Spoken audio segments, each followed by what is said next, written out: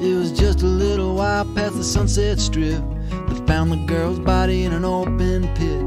Her mouth was sewn shut, but her eyes were still wide, gazing through the fog to the other side. They booked me on a whim and threw me deep in jail with no bail, sitting silent on a rusty pail, just gazing at the marks on the opposite wall, remembering the music of my lover's call. Yeah.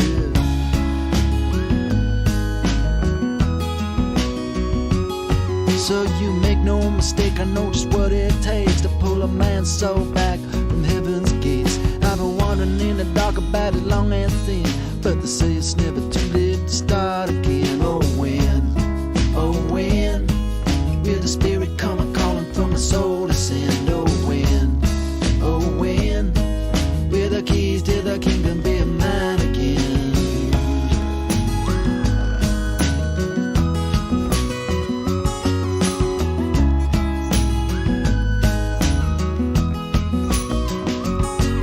It was dark as the grave, it was just about 3 when the warden with his key came to set me free. They gave me $5 and a second-hand suit, a pistol and a hat and a worn-out blue. So I took the bus down to the Rio Grande, and I shot a man down on the edge of town. Then I stole me a horse and I rode it around till the sheriff pulled me in and he set me down.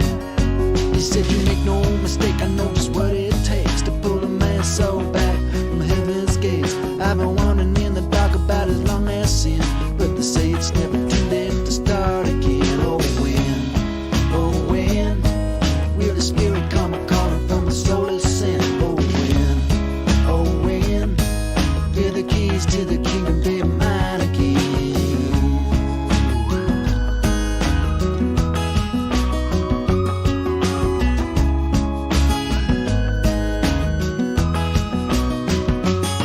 Well, the sheriff let me go with a knife and a song, so I took the first train up to Oregon, and I killed the first man that I came upon, 'cause the devil works quick, you know it don't take long. Then I went to the river for to take a swim. You know that black river water, it's as black as sin. And I washed myself clean as a newborn babe, and I picked up a rock for to sharpen my blade. Oh when will the spirit come a-calling from the soul to send? Oh when will the keys to the kingdom be mine again? Oh when will that black river water wash me clean again? Oh when will the keys to the kingdom be mine again?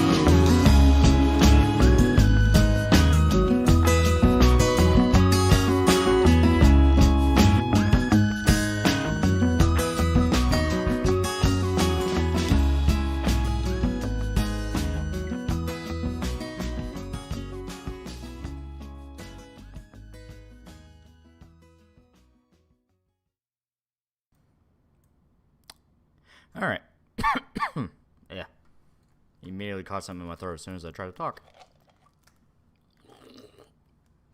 Had to get some green tea for that. All right. Welcome to the Houseboat VOD. It might have been blocked because there is a song in there where I did get an email about it. I can literally just, like, I think I should be able to go in and fucking, like, file a mute for it, like to mute that song, so it should be good. Just give me a little bit and I can take care of that. Homemade green tea? No, it's Lipton. it is Lipton, because it is like $2 on the in the store, and it is good. It tastes pretty good. I think it tastes pretty good. Oh yeah, I'm looking at it right now. You know, the poor Australians, poor Aussies. And what song was it? It was Jim Croce. It was Bad Bad Leroy Brown. That makes me sad. I like that song a lot. Okay, it will not let me edit it. Okay, I will have to download it and then just literally cut out that part to fucking literally just cut out that intro, that ending, and yeah. I don't understand why they have a length limit to where, like, oh, it's too long, we can't just mute the song even though it's preventing people from watching it. It's like, that would make no goddamn sense. I will figure out a way around it. I'll figure out a way around it. And actually, if I check on... Let me check on Rumble. If I check on Rumble, yeah, it's available on Rumble. So I shall.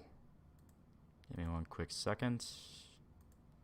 I'm gonna actually get to. Yeah, here is a link to the Rumble archive. So there you go. And if you go there, that has like most of the streams. Most of them. Marsh Marshall, $5. Tried to get into PAX Tube recently. His Crusade vids was good, but then another one he tried to indirectly defend the Haze Code. I don't know what that is. I'm assuming it's nerd shit. Day Chill for $2. Dimensional Merge is coming. Oh, yeah. I mean, this is just proof now. Like, we're all going to live in an Isekai story. Chris was right. He was just right. I'm marking down $9 for $2. Hey, Lolly, drink some water. Also, how is Armor Core 6? I'm on the fence about buying it myself. I'm still really early, but I'm liking it a lot. It's a lot of fun. It is a lot of fun. I haven't gotten to the big filter yet, though. Everyone is saying Baltius is the filter of the game. Like, the filter of the game. Even Shoto was saying, like, oh my god, that was hard. So I'm excited. I'm excited. Because I'm liking it a lot. The helicopter was easy. He killed me once. And that's just because, like, I didn't really know what to do. Like, immediately after that, I was like, oh, okay, break the posture and then hit him with a sword, because that does extra damage. Beat him literally the try after that. Why make Twitch? Thought you hated Twitch. It'll let us do watch-alongs. We can do watch-alongs for stuff. Though I'm realizing that, like, the only official watch-alongs are if you tie your Amazon account to it, which I'm not against. But if we want to do something where we watch, like, a really obscure movie that is not on Amazon, we could get in trouble. I don't know what the rules are with that, but we'll figure it out. We'll figure it out. Rip Bray Riot. Yeah, Bray died, which is sad. I liked Bray. I liked his gimmick. I thought he was really cool. The whole, like, Louisiana demon thing, like, that is just so creative. Should I make a YouTube intro for my videos? If you want to. You shouldn't force it, because some people do think they're wastes of time. If you genuinely want to, and you feel like, yeah, this is a lot of fun, then you should, because people will appreciate the fact that you cared. Race Fist streaming AC6, what the fuck? It's a highly anticipated game. Everyone's been waiting for Armor Core to come back for a while. Helicopter's just a little bit of a kick in the balls for never playing Armor Core before. That's a pretty good way to look at it. Because as soon as you figure out a lot of the mechanics around it, like, posture does matter. It's not quite as Sekiro, where Sekiro, it's the entire point is break the posture, then insta-kill. No, it's more of, like, break the posture so you can deal more damage, a la FF16, that kind of thing. March for $5. The Haze Code is what made movies from the 30s, 60s so tame. It was a Christian-ran group in Hollywood who wanted to keep movies squeaky clean. Oh yeah, that's stupid. That's really dumb. Someone's got $2. Armor Core, where you play the Gundam antagonist. That 6 definitely feels like that. There are multiple moments where in 6 it's like, hey, go murder that child. It's like, okay. What happened to the merge? What happened to prove the merge? Am I out of the loop? Chris Chan was cleared of all charges. His case was dismissed. He's walking around because his case was dismissed. And nobody knows how to process that. It is now a non-0% chance he might not have fucked his mom. But if he did fuck his mom and they still managed to dismiss the charges, his lawyer is one of the greatest in the country. Have you watched Bastard Season 2 yet? I still intend to, but I had to get through a lot of City Hunter. I have now officially sat down and watched every single piece of City Hunter media. So, yeah. That's been my last several weeks. The reason videos got stalled up is because I was working on that. And, yeah. You know what's sad? When the French adaptation is the most heartfelt and loyal one that City Hunter has ever gotten. I'm not even kidding. The French movie is like genuinely really good. It's the only one where I took the time to watch it twice. I'm not even kidding. You'll see it in the video, but yeah, I mean, it was something. What the fuck kind of lawyer does Chris have? I know, right? Thomas Coven $2. He was just a delivery boy, and I annihilated him. Listen, okay. The answer to human rights is missiles. France is the only country that hates itself the most. That is true. Well, you need to have Saul Goodman in your next video say you got Christian off. That'd be funny as like an ending bit. What's the French movie called? Nicky Larson and Cupid's Perfume. Because in France, they renamed City Hunter to Nicky Larson. Like I said, I'm gonna explain it in the video, but it was a genuinely good movie. And if you're a fan of City Hunter, it feels exactly like a City Hunter story. And a lot of that's because the director, a guy by the name of Philippe Lechoux, was like a big City Hunter fan. He grew up watching it as a kid, so he wanted to like basically pay tribute to it. Like all the actors look exactly like the characters. He plays Rio himself, and that's where you can dip a little bit into. You don't really look like Rio, but it's fine because the chick who plays Kaori, it's like she looks exactly like Kaori. Dude who plays Umibozo looks exactly like Umibozo. Like there was a lot of work that went into it. You had a fucking public defense attorney, too. Oh, my God.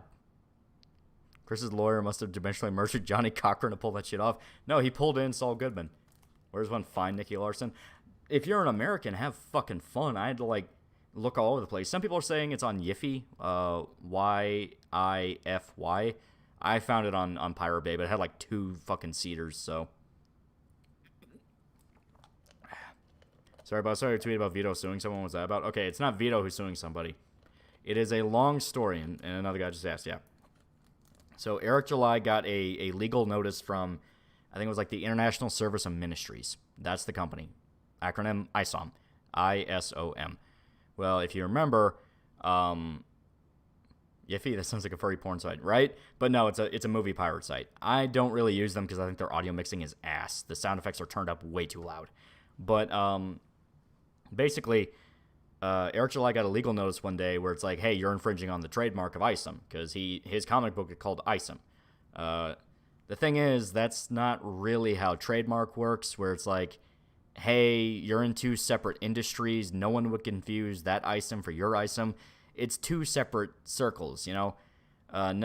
You can't trademark one word for every industry. That's not how it works.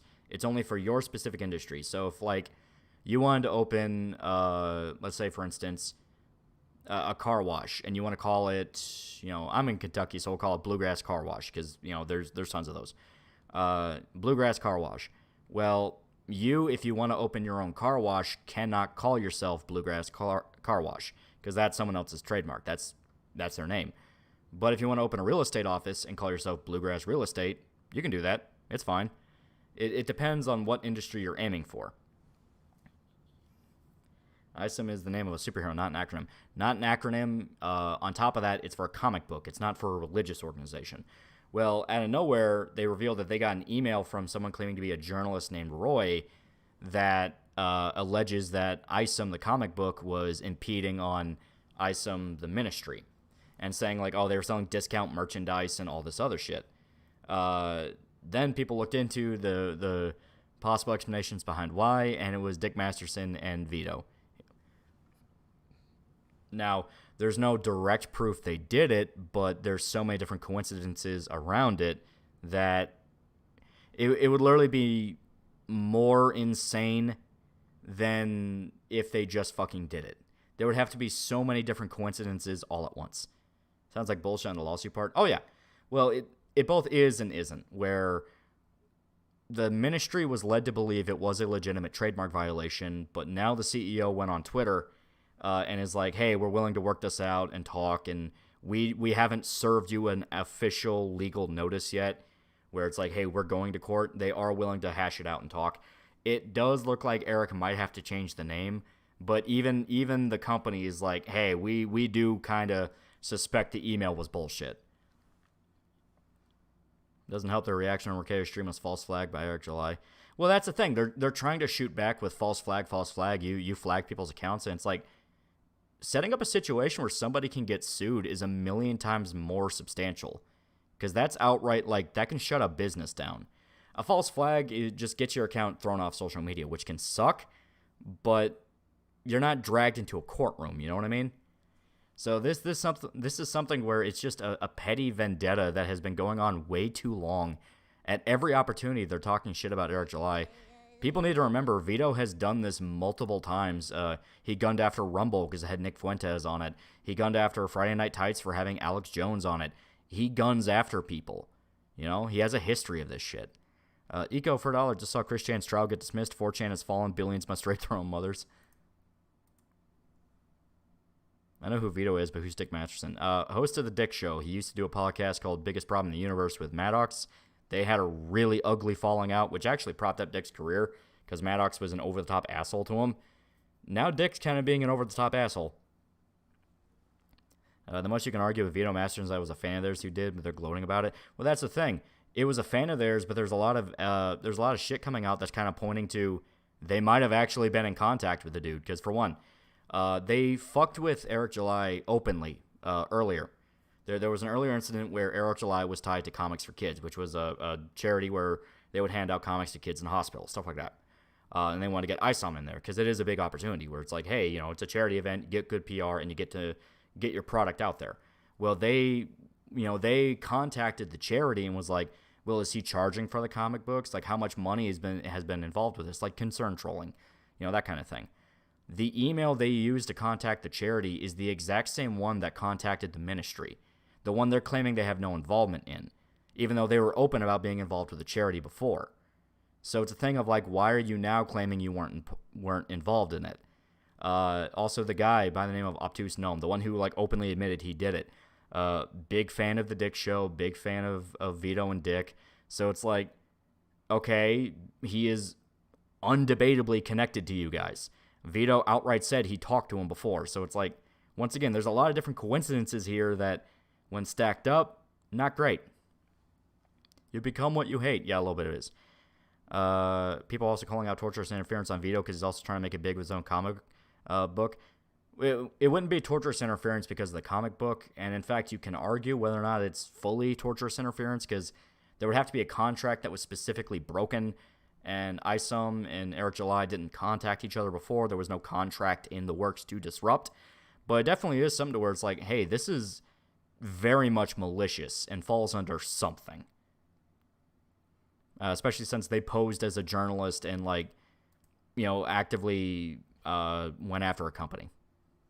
You can argue it's almost a form of libel. I don't know how far you can stretch that, but it is something to where, hey, you spread lies and try to damage a company. It always seems like a jealous chode in every clip I see him in where he's talking about anyone making it big and being successful. He's a fucking snake. He's a fucking asshole. Like, I never liked Vito. He was always a dick. Like, he was always just a piece of shit. He was such a disingenuous fuck on the debate between Nick, Stitch, and Adam. Yeah, as stated, that's Vito's whole thing. He literally got big by just being such a contrarian. He's like, oh, I'm totally not a pedo. It's like, fuck you. I loved it when Dick was crying at you. I know he responded on Twitter. I don't know if it was like, you know, anything beyond that. Because I basically just told him, like, hey, cut Vito and disavow this for the love of God before anything happens, because Eric could drag you into a court. And even if he loses the lawsuit, you're now known as the guy that did the exact same shit that you were pissed off at Maddox for doing. So, Vito's a bigger dick than Dick. Dick Masterson allows him to act as his filter. Yeah, well, Vito has always been a piece of shit. He's always been a piece of shit. Every single time he got in the headline, it's because he was fucking somebody over.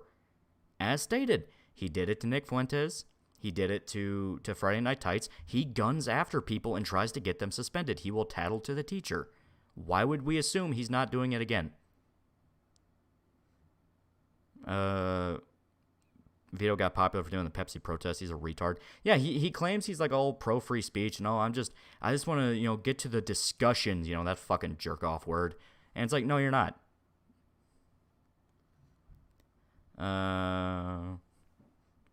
Bandisi getting liquored up tonight, repping your fuck politician shirt. Started some fun conversation with older guys. Love the shirt. Everyone go buy one. Yeah. I got some other designs, and they're going to be great. You think you'll try to make something like a comic or manga again? Probably. You know, I usually get brain itches where I'm like, I really want to try something right now. Do something creative. But at the moment, focusing more on building up my investment account, which is doing pretty good, even if I lost $40. But it is in line with how the market's going, so I'm not too upset. But I did lose $40. Plus, I had to pay the IRS this month because I still got to deal with that W-9 issue where a family member went behind my back and did my taxes for me, thinking it was a nice gesture, and they didn't realize I was going to have another W-9 come in, and it came in literally the next day. So I have to deal with that. I'm not too mad at them because they did genuinely think it was a nice gesture, but it was one of those of like, oh no. The one thing you never do, and that is get the IRS pissed off at you. He was one of those guys that's going to end up with busted kneecaps because he screwed with the wrong person. It definitely is something where it's like, dude, you can't keep doing this shit. Like, now he's crying because, like, everyone thinks he did it and is like, you know, why is everyone blaming me for Eric July having this problem? It's like, because you have a history of doing this. How old are you, by the way? I'm like 25. Your mom was doing her job. She was just trying to help. I understand, but it's like, ask before you do it because I could have easily said, like, oh, yeah, have another W-9 come in. But they wanted to be nice. They wanted to be nice. Not too much shit, are you? Oh, no, it's nothing like that. It's just more of like, hey, that YouTube payment you had to make, yeah, that has to go to the IRS.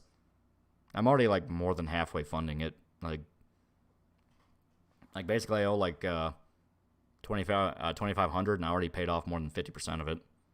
By next month, it's going to be completely taken care of. It's more the fact of, like, man, you know, it's money I could have used for video games.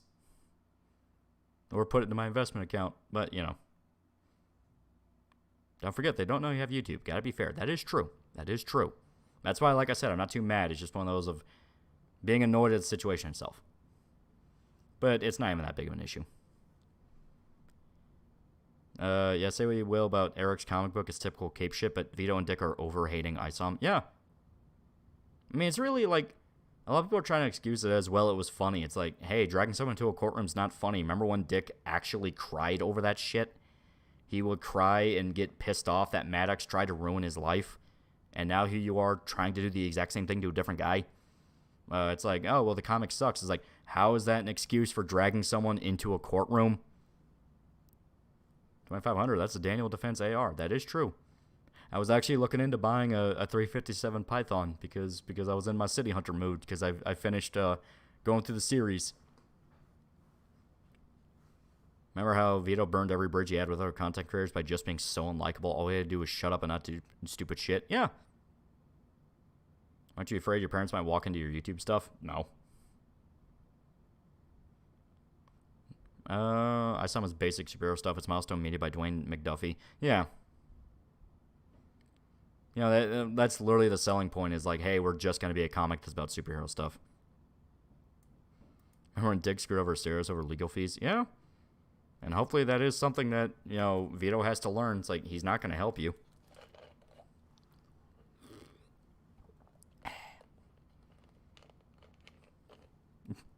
I simply don't pay taxes. What are they going to do? Throw me in prison? The one paid for with my taxes? Sorry, didn't pay them. Now there's no prison. Yeah, there you go. I've achieved house ownership. There you go. We're now on the next stage of life. I'm excited to play Armored Core 6 now. I want to kill that kid. Yeah. It's very good. Very, very good. And you can customize your robot in all sorts of different ways. New paint jobs and like parts and shit. It's really fun. Imagine when your parents stumble across your account and start talking shit about it, not realizing it's you. Yeah, that'd be funny. That'd be funny as hell. Do you prefer Gothic Lolita or Gyaru? Gyaru. Gothic Lolita is not bad, but a lot of time it's like, eh. It coincides a little too much with actual Loli, and it's like, eh. Alright.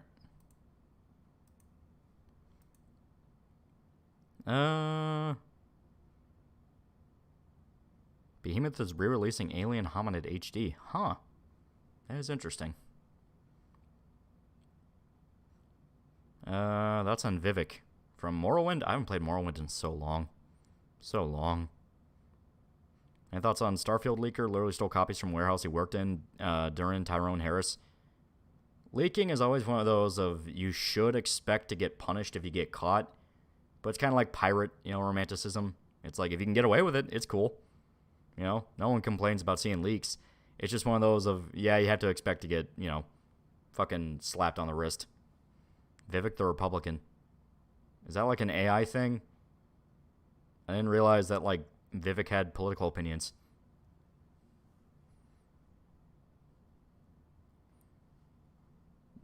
Yeah, that Night Dive might remaster Star Wars Dark Forces. Ooh, that's cool.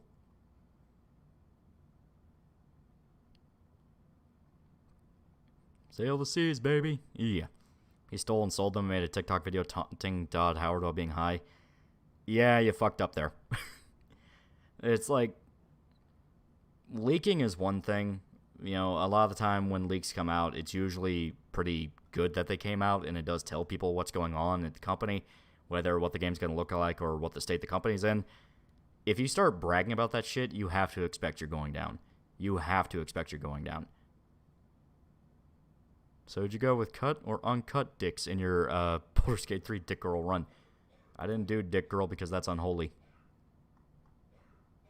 Alright.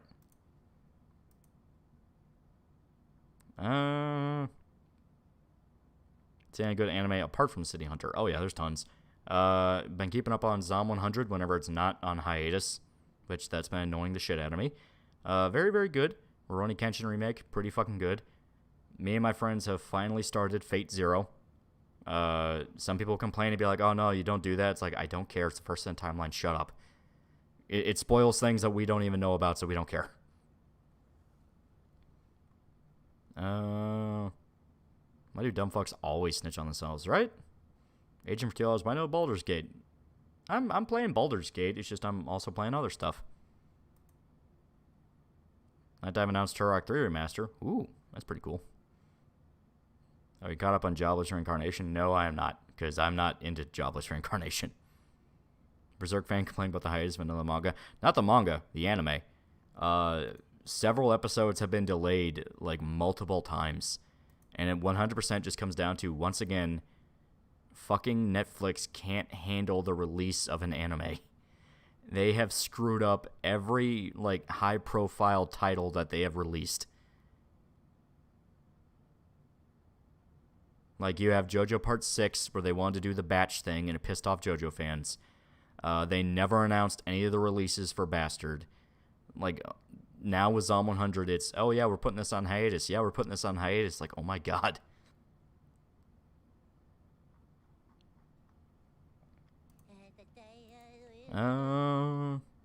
Thoughts on new Cyberpunk DLC? I think it'll be really good. I'm excited more for the update.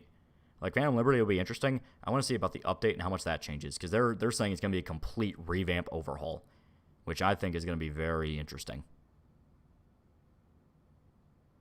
You ever watch Vampire in the Garden? I did see trailers about that, but I never sat down to watch it. Apparently it is good.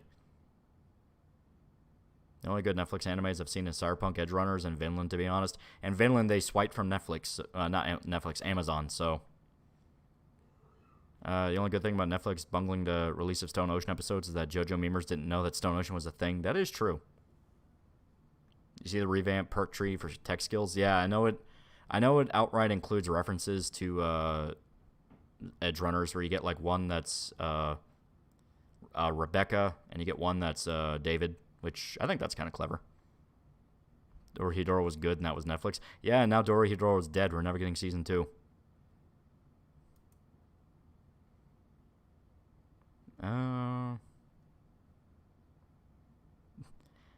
Emiya, Kiritsugi, and Kirai are the best characters in Zero. So far, Zero, the fun part is Alexander the Great talking constant shit to the little mage kid that summoned him, where it's like, why are you such a pussy? Why are you so stupid? Oh my god, I have to do everything. And on top of that, the old man who is like so evil, he gets in the way of his own plans because he's that evil.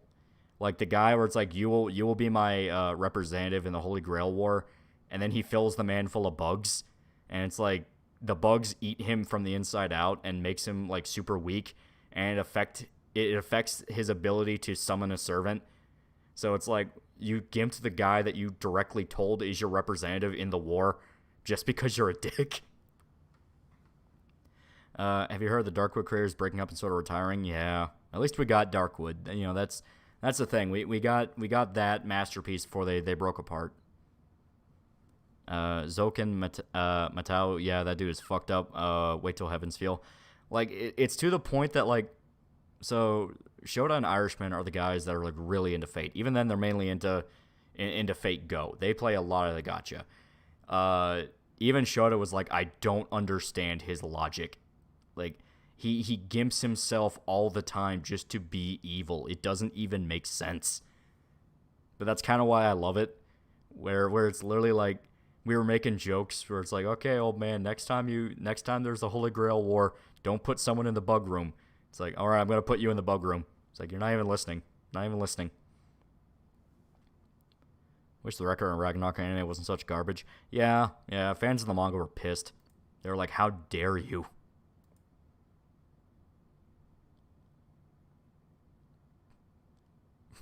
Netflix may kill anime, but your mom will die in her sleep if you don't reply to this post. Also the game. Yeah. Why do you even have a bug room? What happened to the record of Ragnarok anime? Manga with very, very good art that doesn't have very good looking animation. Exact same thing they did to Kenga and Ashura. Especially last $5. Waver, the kid that summoned Alexander, was in Strange Fake. He was the guy that was talking to the main blonde kid that summons Jack the Ripper. That's where he was. Yeah. Fuck, I had no idea. I didn't recognize him at all. Turn us into fucking killers! The bugs will eat you and you will be happy. Zoken is the guy who puts uterus-eating worms in Sakura to cannibalize her mana and justify Shiro having non-stop mana infusion procedures with her. That's it. That's the purpose. Once again, it's like, why are you putting bugs in people? And it seems like the excuse is just because he can. It's like he's putting them in people that are on his side and work for him.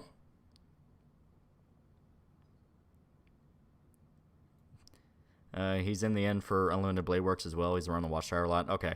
We haven't gotten that far yet, so we don't know. I heard they're making more Black Lagoon. Yeah, there's been more chapters coming out. Please no bugs. If you could bugs in people, wouldn't you? Not for people I'm demanding go fight so I can get, like, an ultimate wish. Did you hear that paper straws are killing people? Turns out they're toxic. Yeah, because they used a shitload of chemicals to treat paper. Did you hear about the magical senpai author delete her Twitter account? Aw. That's sad. They seemed cool. I know they ended up becoming like a VTuber and like put the manga in permanent hiatus, so maybe it's a thing where people are pissed off about that. Zoken's kind of a dick.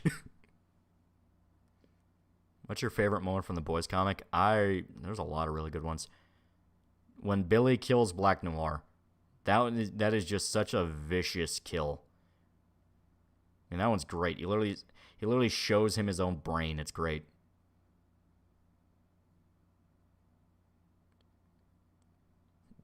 The parasites are shaped like dicks.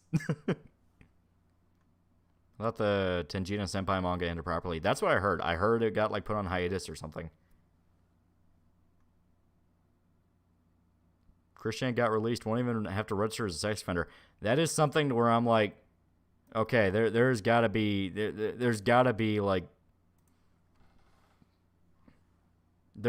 something that happened. You know, there has got to be something that happened that caused Chris to be able to just walk away. Because you don't just, like, you're not held for 3 years straight and then the charges just get dismissed and nothing happened. I think it is a legitimate possibility. You know, this is what I truly think.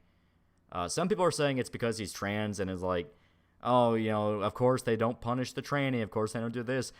Some people are even like, oh, the powers that be let Chris go. It's like, the powers that be don't give two fists of a fuck about Christian. Not even to uphold the, you know, trans people get to do whatever they want thing. No, it's like, nothing like that. What I think is it is now a non-0% possibility Chris might actually have been lying about raping his mom. I'm not saying that is why. I'm saying now that the possibility is out there, and it's to the point that it could affect his case. Because you have to remember, Chris is delusional. Chris is stupid. Chris will say anything to get laid. There is a legitimate possibility he might not have raped his mom and was just making it up. Chris's lawyer probably just found a loophole, let's be real. That's more than likely what happened. Some people are saying it was an insanity thing. Some people are saying it was this and that. We don't know. But I'm kind of leaning towards, okay, now we genuinely have to ask, did he even rape Barb?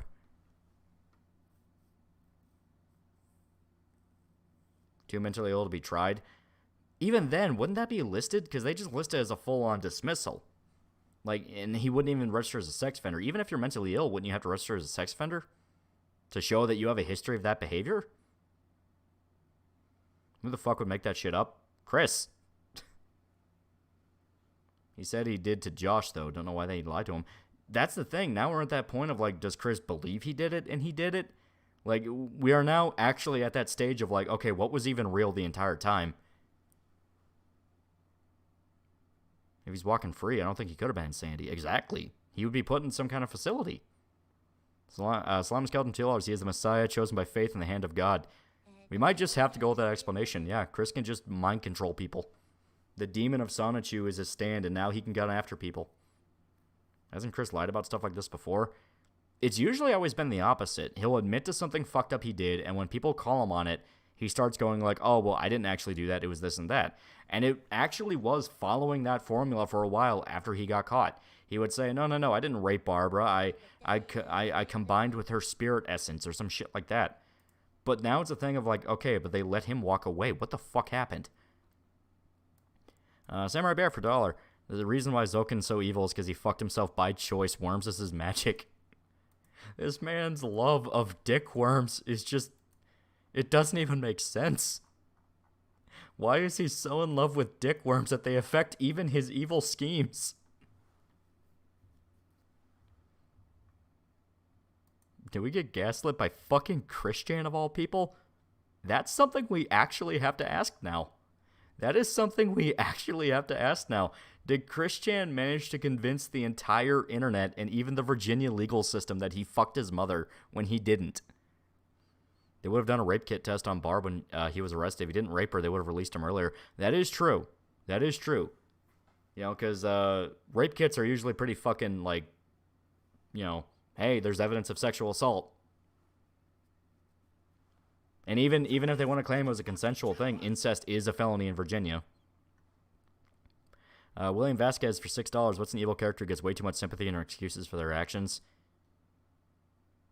Half the cast of Steven Universe. I'll go there.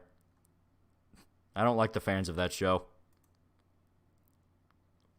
But why would he lie about that? I don't get it. He was trying to impress Bella, who, if you remember, Bella was desperate to get any kind of fucked up dirt on him. Because Bella and her friends had that plan of they were going to blackmail Chris until he, you know, put a bullet in his mouth. They openly admitted their goal was to make him kill himself. It's possible she kept prodding and trying to get a more and more fucked up story out of Chris, so he thought it would impress her. I'm not even saying this is what happened. I'm saying maybe this is what happened if we go with the interpretation he did not fuck his mother. Did you see that Vesper and Magni both graduated Hololive? Yeah, out of nowhere, too. Nobody even knows what happened. Half, nigga, everyone on that show is an asshole. That is a good point. He tried that once. He almost got away with it as I was trolling y'all. Everyone I know who likes Steven Universe became trans and gay. I don't know what the hell is in that show, but it's lethal. It's Chris, so anything is on the table. And that's kind of the logic I'm going with here. Like, as much as people go, well, no, he admitted he did it. No, he admitted he did it. Like, it's Chris. Any possibility is on the table. The man's a living comedy show. And not even have the, oh, he's so funny. It's that the most impossible of possibilities happened to him. It's just insane. Ugh.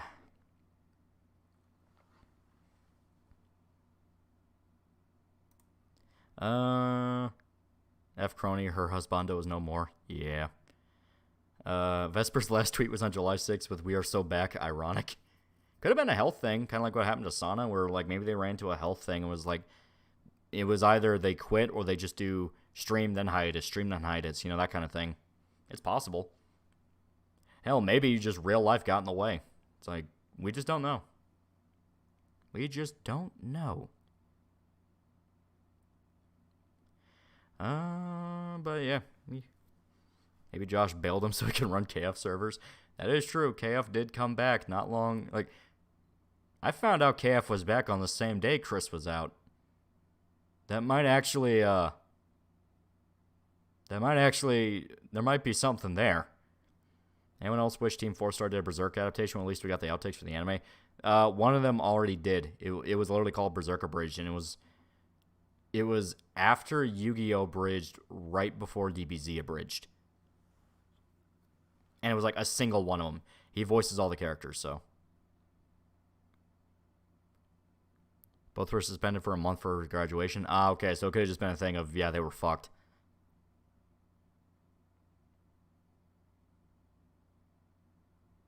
I think it was contract negotiations fell through. Vesper's been posting on his old account. Oh, okay, so yeah, he might just be rebranding. And it's like, Hololive isn't paying the bills, which makes sense because he's a male one, and male accounts, they don't really do as well as the female ones because everyone likes the girlfriend experience and the anime girl shit.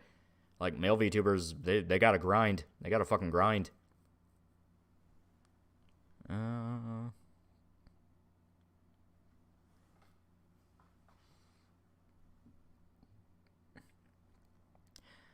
It's a sign from the gods. We're at the point now where it just is.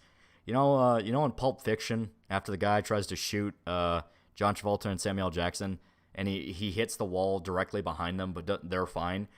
I'm at that point. I'm like Samuel L. Jackson, where I'm like, okay, motherfucker, that was a miracle. Like, that is just a miracle. Like, what, are we going to keep denying the presence of the Almighty? Because, it's like, dude, how else would you explain it? How else would you explain it? That was a fucking miracle. It's like, Jesus. we have no better explanation. First found the Karens and Baylet, yeah. They're by far the most popular of the males. And even then, they weren't really talked about too much. Mainly because there was that weird thing going around where it's like if male VTubers stream to female ones, their fans would freak the fuck out. So,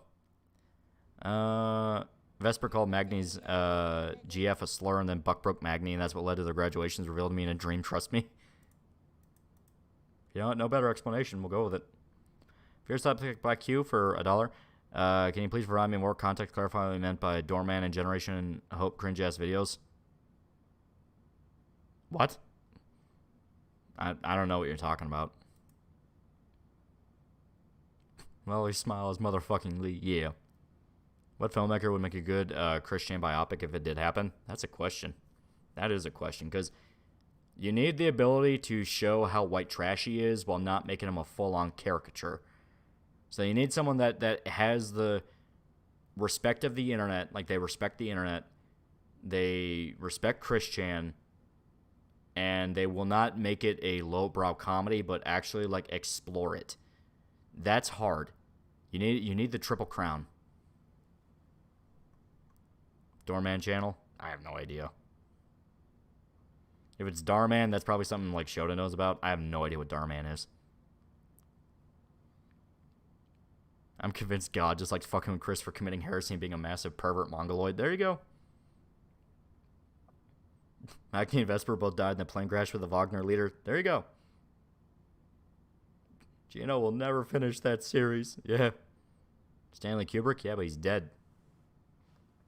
Have you seen Fauna's anniversary merch? She got done dirty by Hololive. Instead of getting an anniversary set, all she got was a singular hat. Aw. I know someone from Holostars is actively dating Fruit from V Shoujo, though I don't know who.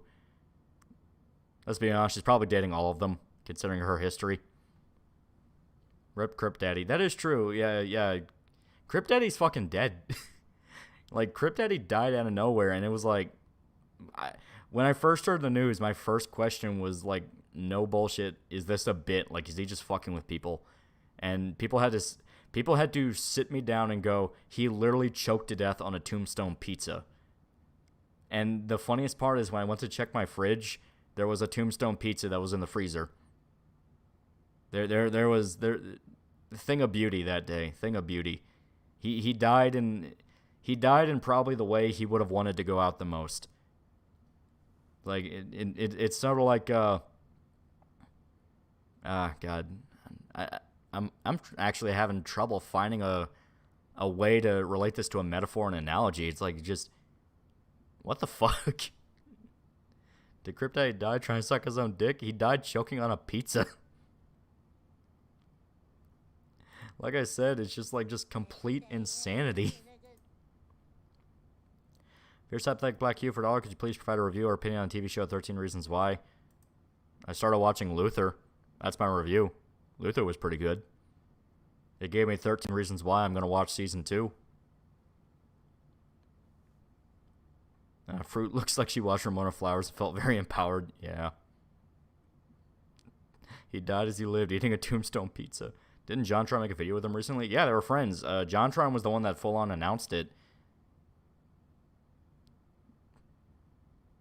Luther is good. I really like season 1. That was really good.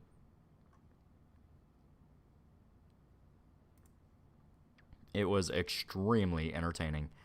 Skip 13 Reasons Why. It's a gay show. Runner being degenerate.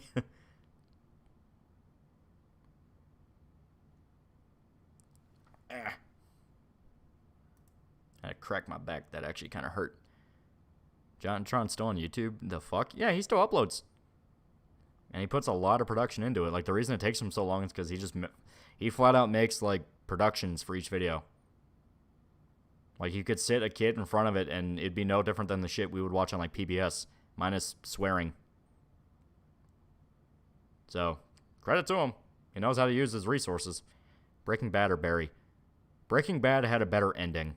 Barry was good, but I still feel the final season was two separate ones they slammed together. I expect parades in the streets when Ricky Berwick died. What do you have against Ricky? Everyone likes Ricky.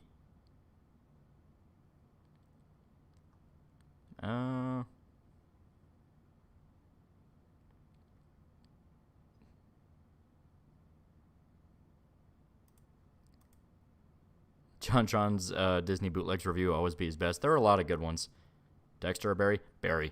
Dexter post season 4 really started floundering. Parades can be in mourning. Well, you say like funerals.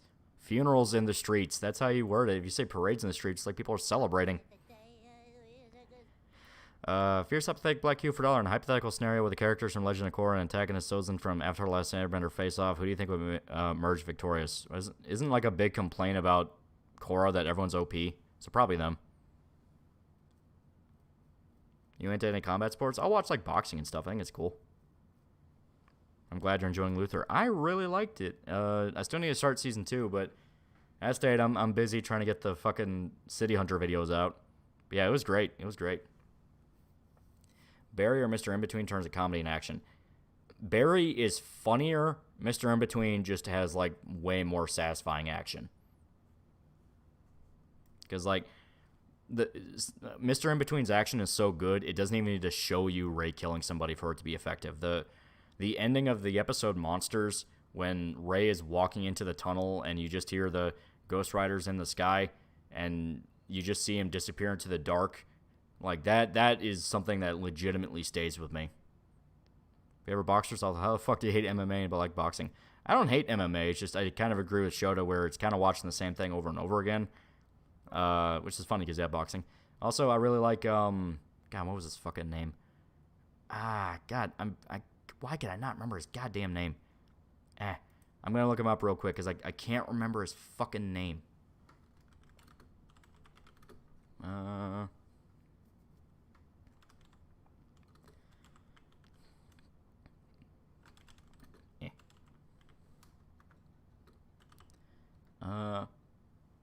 Okay. Yeah. Okay, I got it. Bernard Hopkins. Yeah, Bernard Hopkins. I really like Bernard. Just because, like, he's legitimately kind of crazy. And I think that's entertaining. MMA became too meta. Yeah, that's kind of what I feel.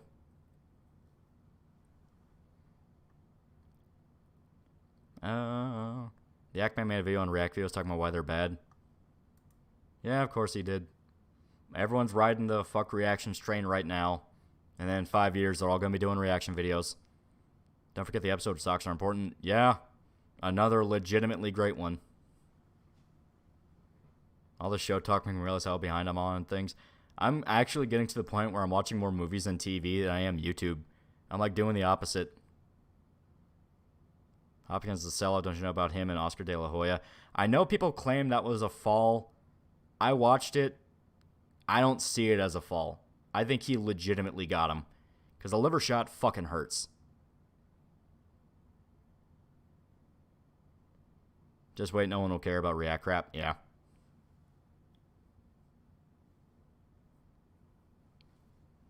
How do you feel about Persona 3 Reload being $70? I'm fine with it. They are advertising it as a substantially different experience from the original 3, so I'm okay with it. I don't like that they're making 60 the standard, where it's like, oh, you're buying it on PS5, gotta pay 60, but we lost the fight. Nobody wants to punish these companies. I'll wait till it's like $60 or something.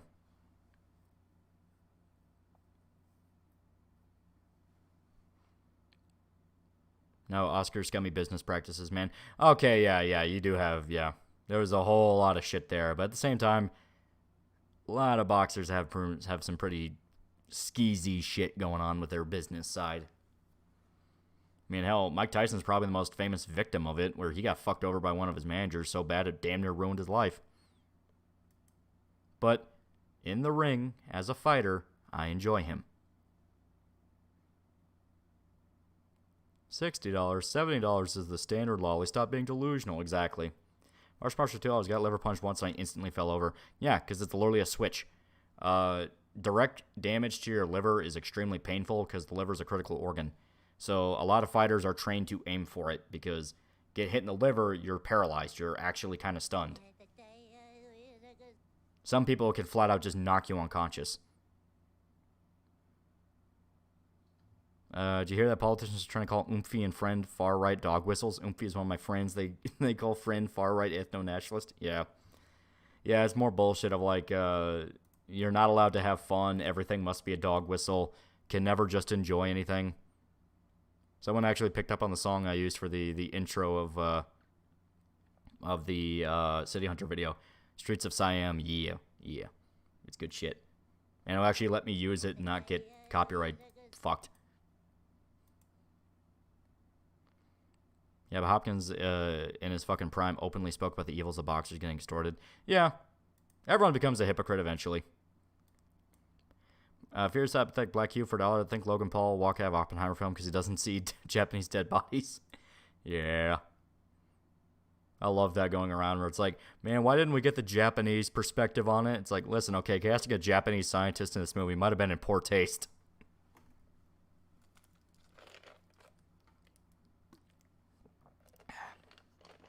Been hearing about more possible lockdowns. Thoughts on this? I don't think they'll do it.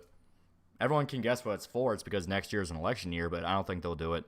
Because they have to sell people on, hey, the crisis is back and we have to lock down, when the entire point that the lockdown started is because no one knew anything about COVID and they were scared.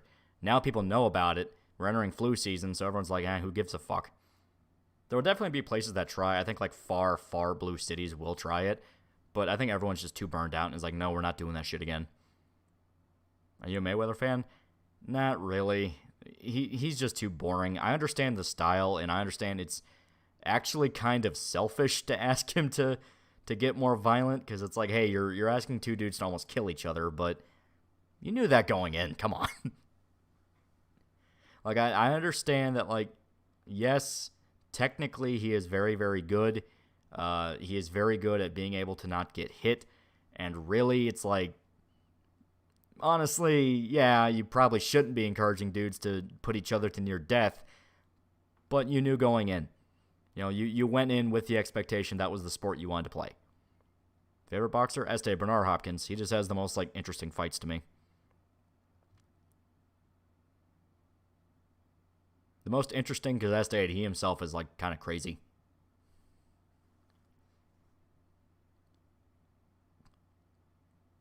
Bro, could you just cause a little brain damage, please? Yeah, that's kind of what I feel like asking for it, where it's like, I feel bad being bored, because it's like, you are quite literally asking them to risk getting brain damage and concussions, but at the same time, that is what you signed up for. So make it entertaining. Mike Tyson didn't care. Mike Tyson hurt people. Alright. I like Sugar Ray Leonard. Sugar Ray's good.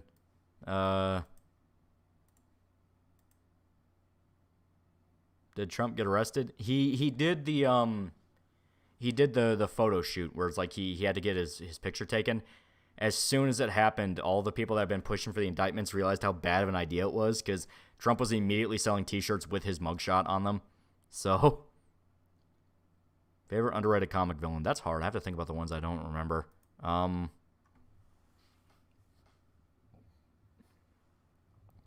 I really like the Slavers and Punisher Max. I know that's saying a lot because Punisher Max is so, like, beloved, but I really feel like people don't give that enough credit to how fucked up they could get.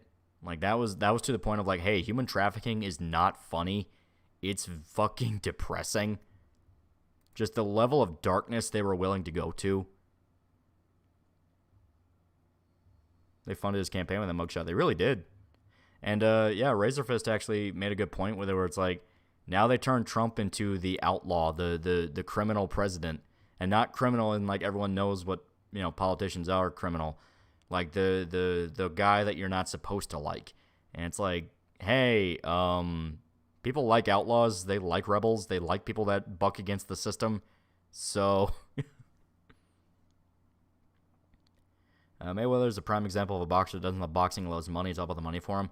I think that's definitely an element because dude makes a lot of fucking money. And by God, does he know how to sell himself. But I think he still cares.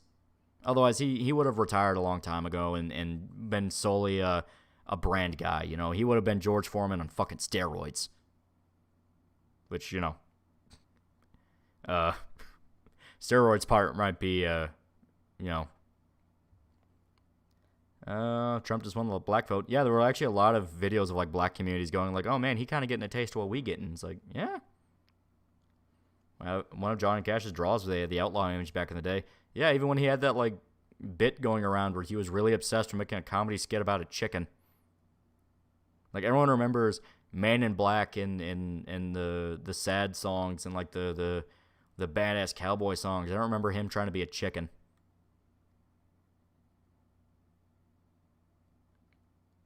What's your favorite fuck you moment to the antagonist in the story? Mine's Rorschach's Journal at the end of Watchmen. That's hard. There's a lot of good fuck yous. March 2, do you like the Punisher and Vietnam comics? Yeah, Bourne, The Platoon. I love all those. They're great. But okay. So, favorite fuck you.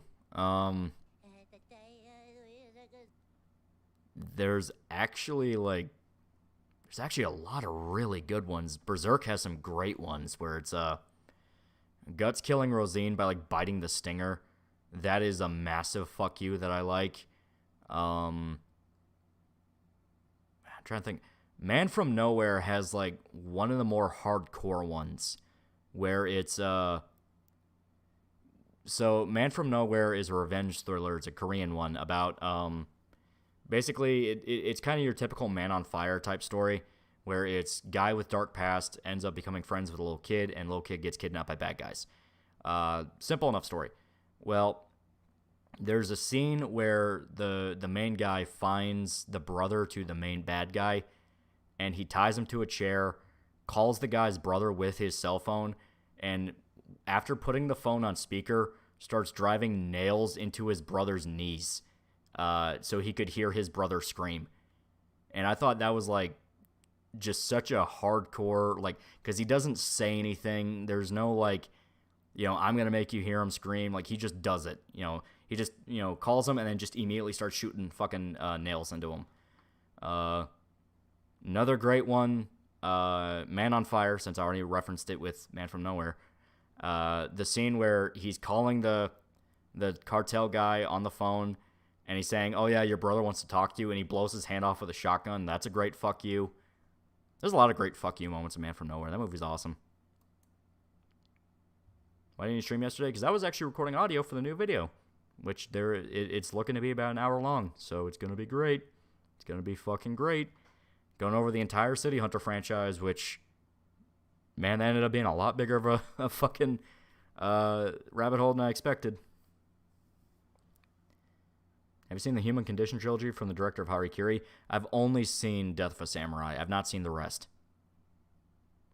I wish you had more time. Yeah. When's it going to be released? I just got done with the intro, so, like, the very beginning's done. So maybe about next Thursday, maybe? Depending on if I have, like, real-life stuff getting in the way. What next? After City Hunter? I was going to do Twisted Metal. I want to talk about that. And then I'll cover some other request stuff. I already know what the next long boy after City Hunter is going to be. It's probably going to be Gintama, because I went through Gintama and I loved every second of it. It was great.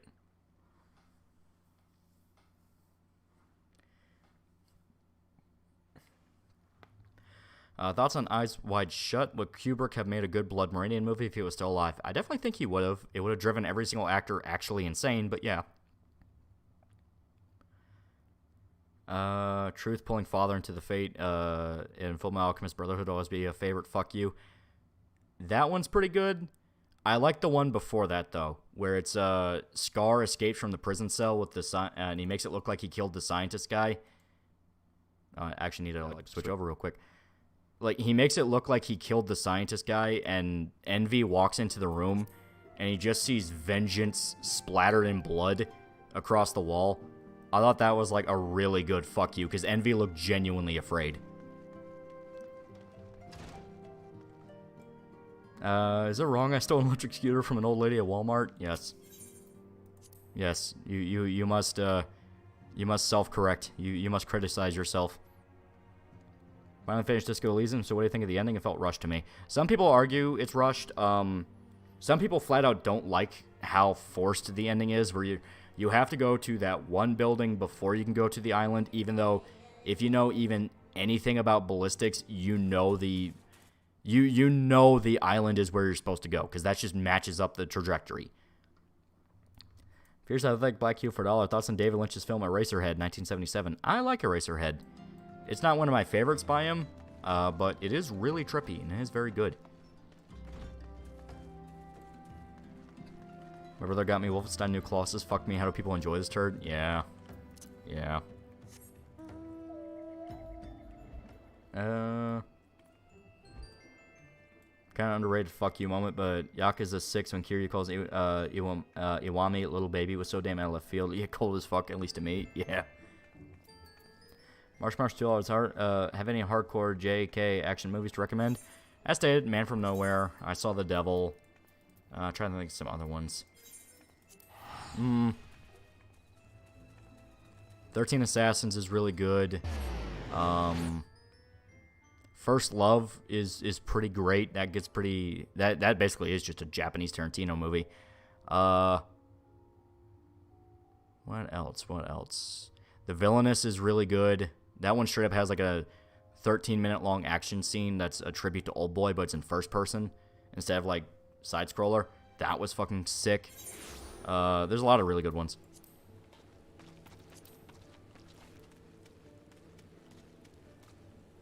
Disco's 4 endings are great. Still can't decide if I like Kim joining up with Harry or Detective Kuno more.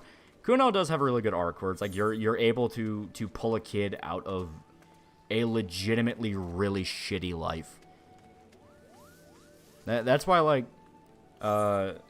I genuinely consider Killing the Hardy Boys to be a good action, because the Hardy Boys fucked Revachol really badly. All the while they are convinced they did the right thing. Like, they are convinced they were the ones protecting the community, they were the police and all that. And, like, you actually objectively look at what they did, and they ruined Revachol. Like, they pushed a drug cartel to fund their fucking strike, and it turned Kuno into a junkie.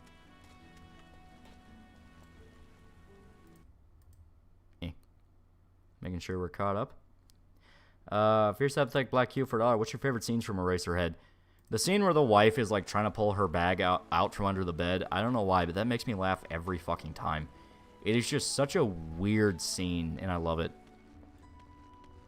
I'm to Kunis. The good ending with Kuno is you get him to stop being friends with her. I'm not really sure how I feel about that just being a good ending, because, like, you know, it's like, hey, you know, at the very least you should be able to, like, get through to her as well. I understand that might seem very idealistic. The entire point of the game is also idealism, so fuck you.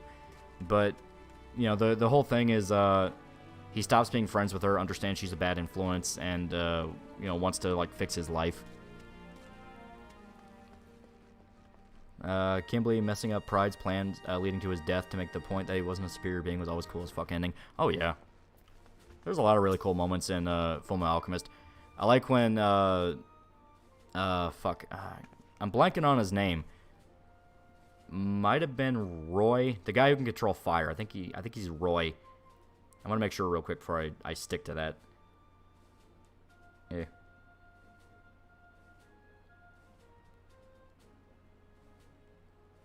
Yeah, Roy Mustang. Yeah.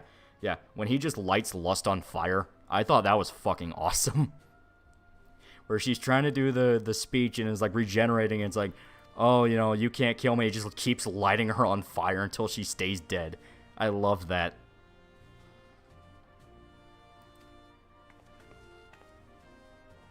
Roy got bitches cooked Mustang. Yeah. Looks like I can get you on your knees after all. Yeah, it's so good. Him torching Envy into that little slug was awesome too. Yeah, Roy gets a lot of really good scenes. I prefer the homunculi in 2004. They have more personality then. Well, the whole point in the 2004 one is that they were actually people that the main characters knew. At least some of them. I know you had Sloth and Lust, and I think a few others. Yeah, the sins were straight up based off people that they knew. So yeah, they would have more personality because like they couldn't not address that. Brotherhood did everything better. The manga was actually complete, so they could adapt it properly. Yeah.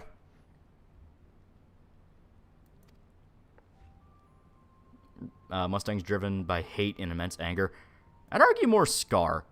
Like, Roy definitely had anger, but Scar was the one where it was full-blown. He'll kill anyone that gets in his way. Which is what makes him actually, like, understanding he needed to take a step back and is like, okay, I'm outright fucking myself here. Kind of the important part. The Fuhrer was the biggest badass. Yeah.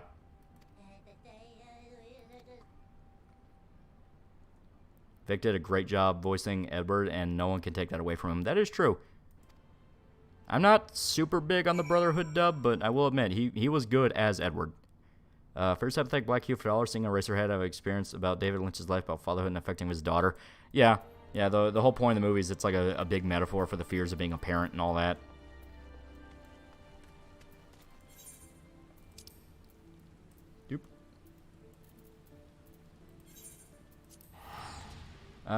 Wrath took on a tank with a sword and fucking won. Yeah.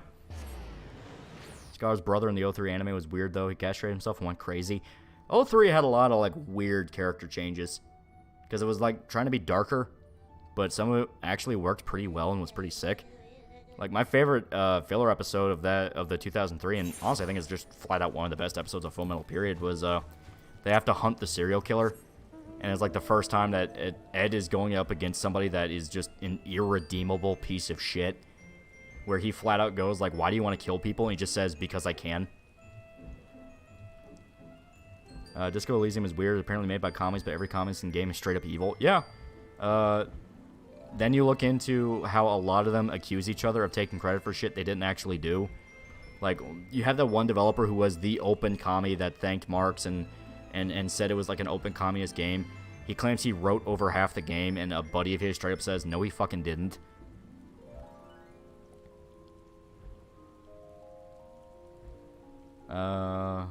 Collateral. No, I meant sacrifice.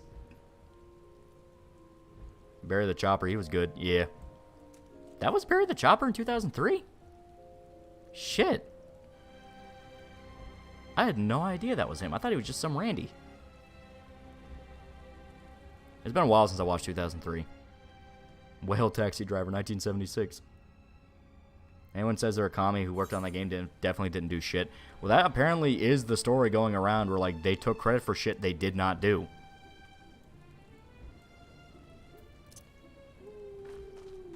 Which antagonist did you prefer, Dante or Father? Father, I really liked, just because it's, like, one of the... Some people really complain about the fighting God trope in anime. I think that's, like, one of the better examples. Because they really, really beat you over the head with the fact of, like, Father is fucking immortal. But Dante is, like, she's so petty. Like, Dante is just a dick.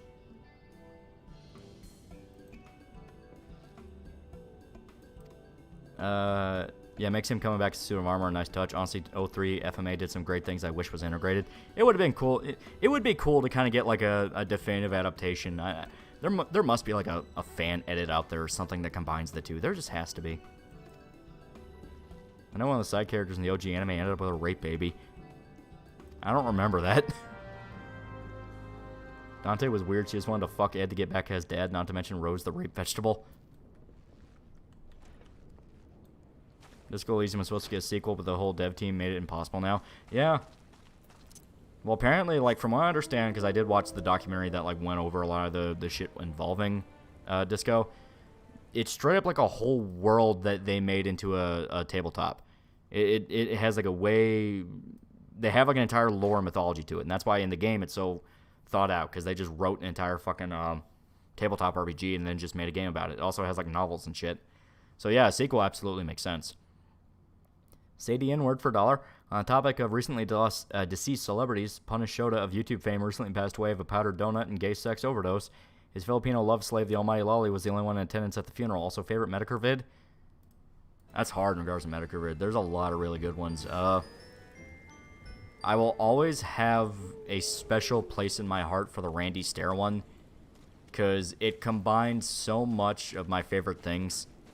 Like, true crime, investigating the personality and history of a murderer thing, absolute batshit internet insanity, like a fucking weirdo on the internet, and just the most, like, over-the-top, pathetic dude you could think of, where it's like, a guy so obsessed with Danny Phantom he wanted to be Ember, and it's like, what?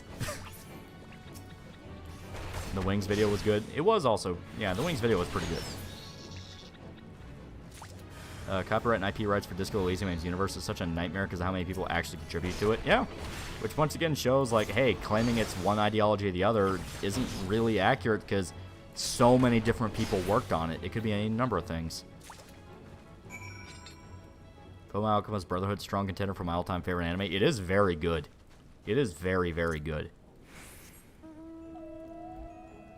Cute Goth got screwed over by Dante and Possessed. Because as stated, like, Dante's a fucking asshole.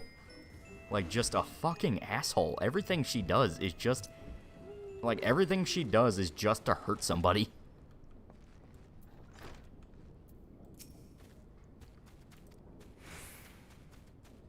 The Finder stream was intense. Oh, yeah. Well, the Finder stream was straight up like, oh, yeah, the CIA was, in fact, involved in, like, multiple fucking child porn rings that they used against the Soviets. Like, just flat out, they admitted to it. Father just wanted to be God. Yeah. Like Deadwing and Null, Cooking Locales are my favorite. The only one I really care for is Cooking with Jack, because he gets, like... Cooking with Jack gets, like, hilariously bad. Up until recently, where he's like, flat out dying. But a lot of the time, I'm kind of like, yeah. Nothing about them makes them entertaining. Did you hear about Bray Wyatt's death? Yeah. Makes me sad.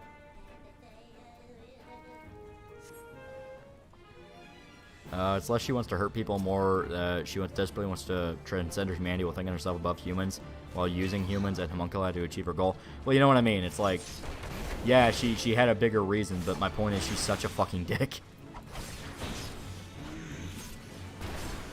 Yeah.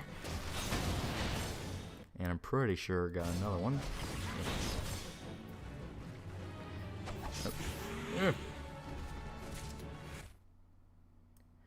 Fears Up, Thick Black Q for $1. Had question, thoughts on David Lynch's films.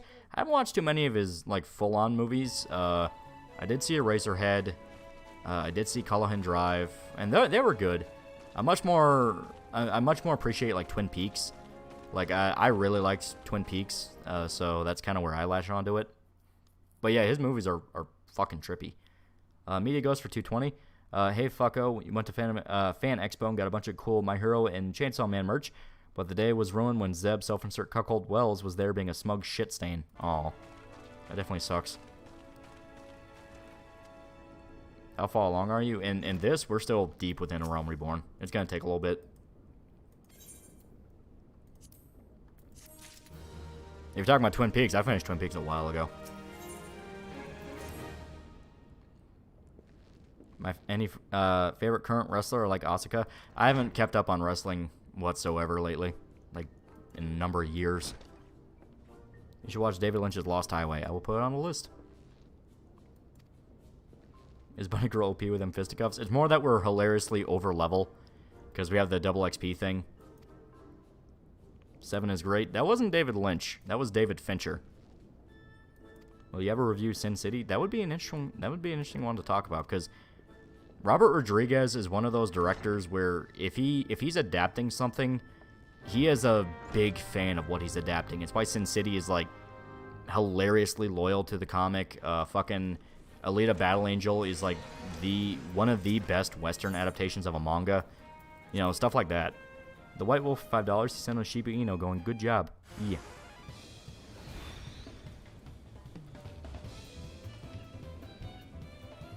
Fuck up the boulder!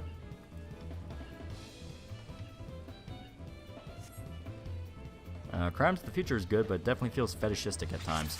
But to be fair, that's kind of a lot of David Lynch stuff. He is a sex weirdo. Did he direct some Star Wars episodes? Really bad ones, too. Robert Rodriguez? Yeah, he directed some episodes of, like, Mandalorian. They toned down Marv's racism in the Sin City movie, which I understand why, because the version of Marv they go for, he's a lot more of like a sympathetic, tragic hero, you know.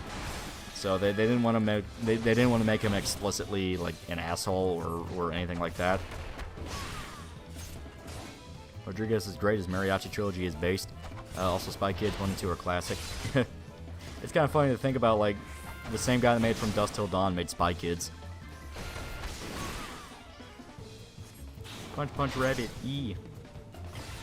Punch. We need to get our chakra. Yeah.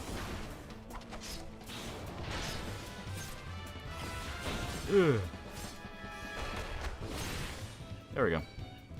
White Wolf, $5. On the sacred day when Berserk finally comes to an end, how are you going to celebrate? My wife and I are super rare Japanese whiskey we're saving. I have no idea. I'll probably finally be able to die in my hospital bed at the age of 95, but, you know, I'll see how it goes. It's even funnier to think the line, do you think God stays in heaven because he fears for what he created came from Spy Kids 2? Yeah. Beloved Christ, fix your HUD. No. The HUD is perfect and it shall stay how it is, because I fear change. To be fair, the dude who directed the first Harry Potter movie was also involved in the shitty Percy Jackson movies. Yeah. Can't get them all right. Sometimes you have studio interference, and there's a lot of shit that can happen. It's just how it be. It's just how it be.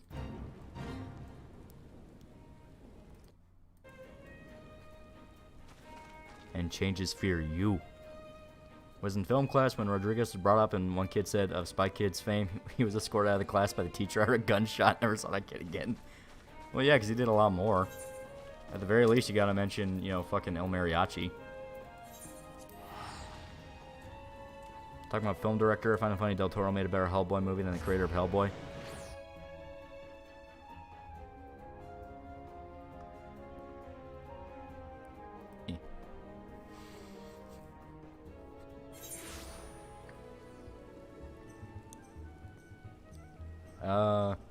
Very person who dreams up the light bulb, there's the person who dreams up the atom bomb, a real line from Shark Boy and Lava Girl. Have you seen the clips of live action One Piece? Means faithful to source material, but the action scenes lack kinetic energy and acting's kind of weird. I fully believe it's going to be a fucking piece of shit. I am fully convinced it's going to be a piece of shit. They had to reshoot scenes over and over again because anytime they would send something to Oda, he'd be pissed off. And it's like, no, it's fucking bad. Fucking fix it.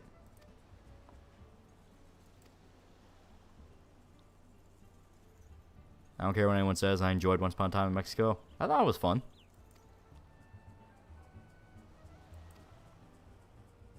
Have you played Baldur's Gate 1 and 2? If so, thoughts? Not in a long ass time, and I didn't get very far in them at all.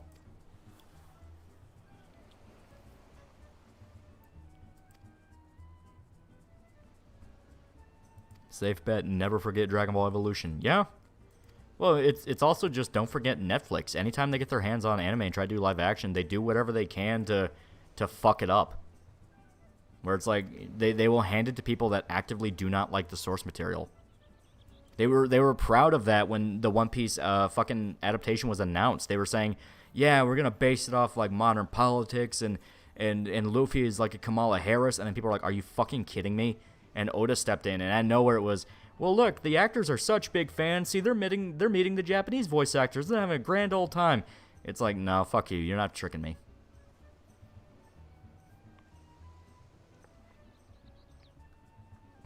At least you're unhappy. That's the thing. It's not even like a doomer thing. It's for the love of God, pick up on the fucking pattern already.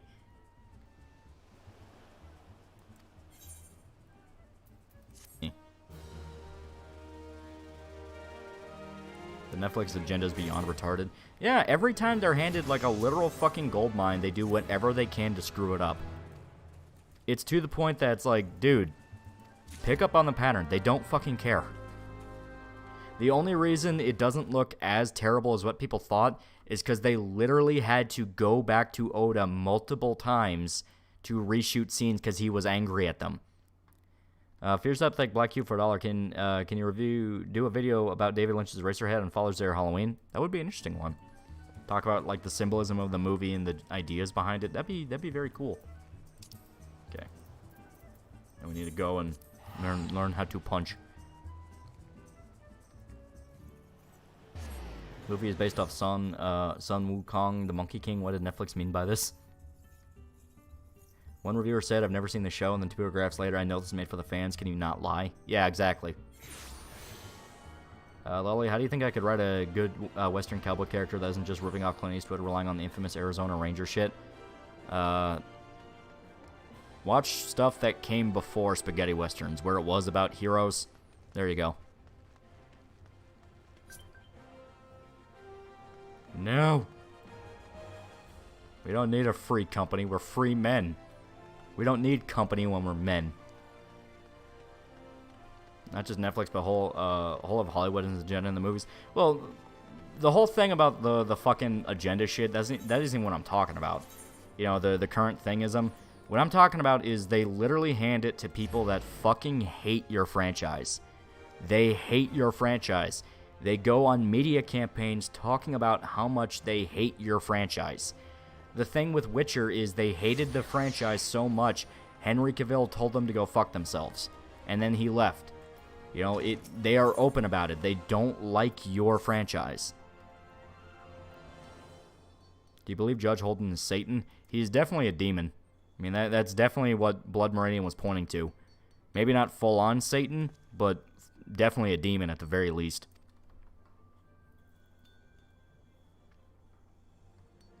We're men playing a bunny girl, yeah. EGS. Not even just the EGS thing, or like ESG. Yeah. Not even just that. They give it to people that flat out hate franchises. You know, we can say ESG money all we want, but I mean, there's people where there's like a frothing, rabid hate of what they get. They were bragging about it with Cowboy Bebop, where they're like, we're fixing Dren, we're doing this, we're gonna have, you know, we're gonna have Julia play a bigger role. It's like actual spite. Holden playing the film makes me think he actually is Satan. Yeah, and knowing Cormac McCarthy, that probably is exactly what he's shooting for. I know there's the scene where he makes gunpowder, which is basically a reference to Paradise Lost. It's like, yeah, it could be the devil. Except for the new Lazarus series created by the John Wick creator and Cowboy Bebop. Yeah, I think it'll be really cool.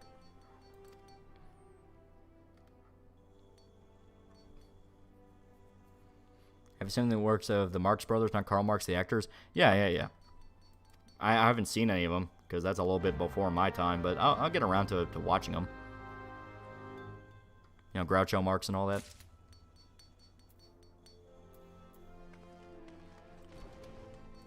Alright.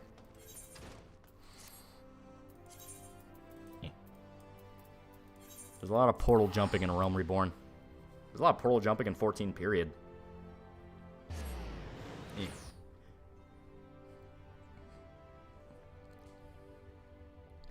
Hearing stuff about people hating the stuff they're adapting reminds me of the dumb bitch playing Snow White who's killing what little interest people have in it. Yeah. like I said, for some reason, Hollywood producers just have it in their mind that the way you advertise a piece of media is you just attack people and gun after it and talk about how everything sucks and you're so much better. And for some reason, it has not clicked with them that it's leading to lower sales and people feel the hate and anger in it. And it's like, dude, why are you so proud of just being miserable and unhappy? I feel bad for about not liking Armored Core 6. I mean, I literally paid $60 to be disappointed by it earlier rather than just wait for it to crack.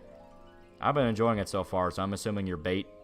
You are bait. You are fish bait, and you're being the contrarian. You got filtered by the helicopter. Haha, filtered by the helicopter. Alright, we're gonna have to go around.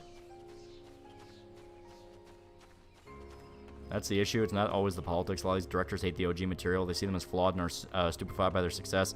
Then they try to improve it and throw it to the wolves. Yeah. I remember the Halo show. Hope it dies. Exactly. Like, once again, it's something to where, you know, why are you so proud of just flat out despising it? You know, why would you even make an adaptation to something you hate? It's like when they were trying to excuse the boys show going downhill with like, well, it's better than the comic. It's like, okay, if the comic is so bad, why would you bother adapting it and talk about being a fan of Garth Ennis? It's like, no, fuck you.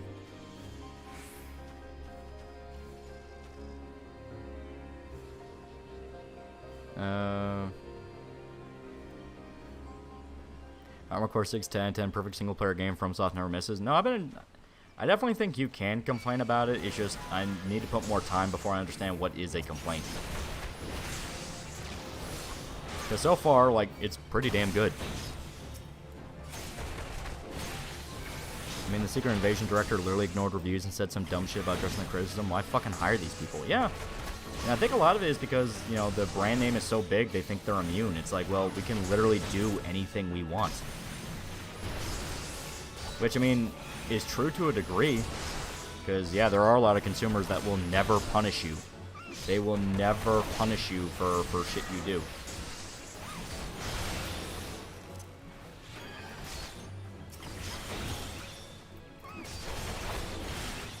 Yeah. We actually have to fight for our fucking lives here.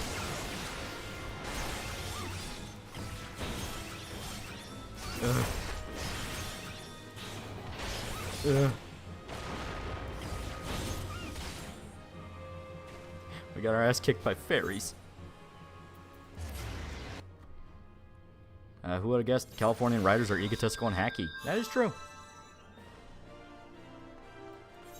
Alright. And our equipment's still pretty good, so. Back to the hut. Comics and anime aren't real media. It's not real art. Not like Hollywood movies. Yeah. So you sir need to get your chocobo and set it to healer. I might have to because this is a DPS class. It's not a tank. Meaning I can't just eat everything and beat up, you know, fucking fairies. I actually have to think about damage. Which makes me sad because I enjoy the tank. But yeah, so the whole shit with I remember Portland Sub making a video on the boys comic and people who say the comic sucks pretty much quote him every time. It's the same shit with Donkey and Xenoblade 2. Where everyone's just like, oh man, I can't believe people like this. It ruined the reputation of the franchise. Like, what the fuck are you talking about? It's like, what are you talking about? And then they just quote some fucking YouTube video. But yeah, so fucking the shit with giving series to people that don't like it will fucking never make sense to me. Because yeah, a dude brings it up. Difference between adapting with your vision that still loves the source material like Del Toro's Pinocchio and just making a movie to hate on the source. Yeah, you know. Oh, he fucked me up. You know, you have Del Toro's Pinocchio, which is a genuinely very heartfelt film, and you could tell he really gave a shit and wanted to make something special with it. One sec. Giga Chad Trella, I really hate how they handled Old Fury in the Secret Invasion show. I knew I shouldn't be surprised. I guess there'll always be Ennis's Fury, where he's a binge-drinking, cigar-chomping pussy hound who revels in being in war. It's so over, it's Jover. Yeah. AC6 is very bad keyboard remapping every other game on PC I have done plays it better. You can't use any of the non-alphanumeric keys that are not modifiers for binding. Ah, so it's PC people getting filtered. Because I've been playing on PS5 and it's been great.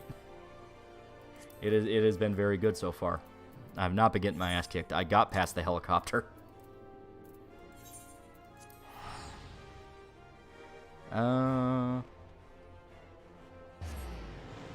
Maybe they think if they talk about how problematic the original was, people will see the new adaptation as a virtue signal. I think that is it, yeah. Where it's like, hey, you know, if we just keep shit-talking the original, then people have to like ours. It's like, fuck you.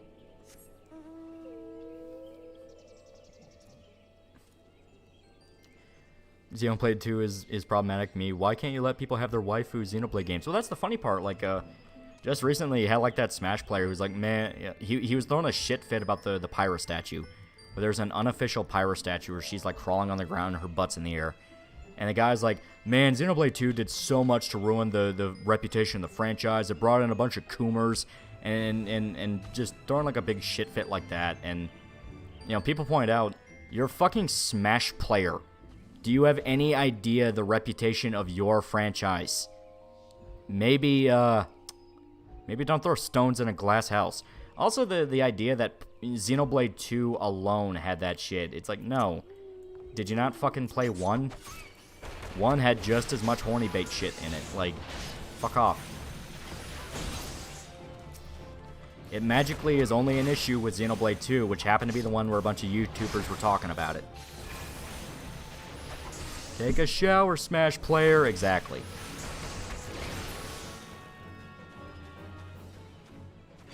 You know, a lot of the time it comes down to it's okay because I like it, which is where you look into the, you know, your likes are public shit, where it's like, hey, why are you liking My Hero Academia boys love shit?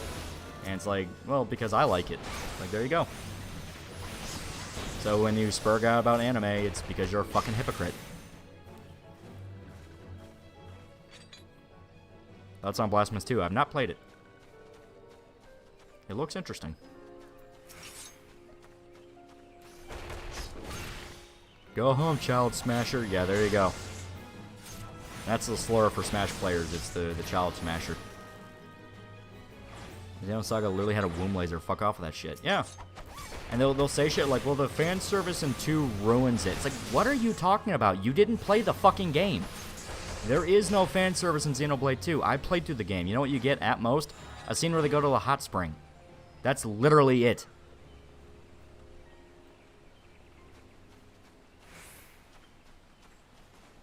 Ugh.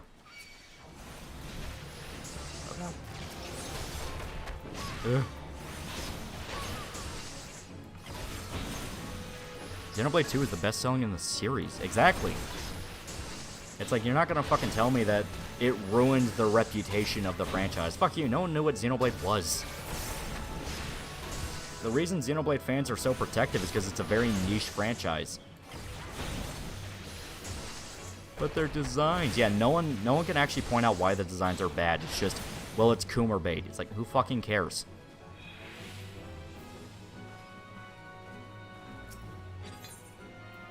Alright. That was last my ass up with the number of peeps filtered by the heli. Yeah.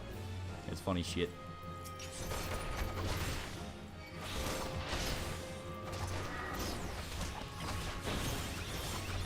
Ugh.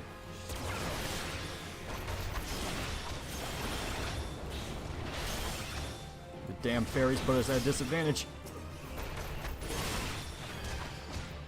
But we can save it. Xenoblade vibe is so laid back, it's campy and great. Yeah. Well, I think it's just a thing of, you know, people decided to meme it as the pinnacle JRPG that you hate, because you still have that dumbass shit going around where if you like anything that's unashamedly anime or Japanese, you know, people feel the need to call it out, quote unquote, where it's like, oh, well, at least I don't watch anime, right? It's like, okay, so you just don't enjoy media? It's like, yes, watch Euphoria, which is about teenagers having sex and doing drugs, and act like that's so much fucking better.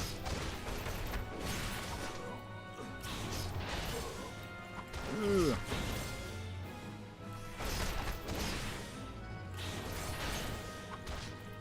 Oh, so you're a pedophile. Exactly, like that kind of thing.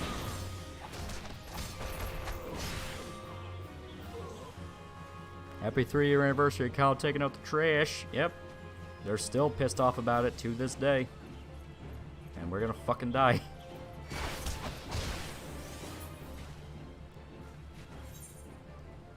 I might have to get the Chocoball. I hate when people shit on Xenoblade in general. Xenoblade 3 almost made me cry at some points. It's a very good franchise. It's a very good franchise, and I'm convinced a lot of the hate around it is just a meme.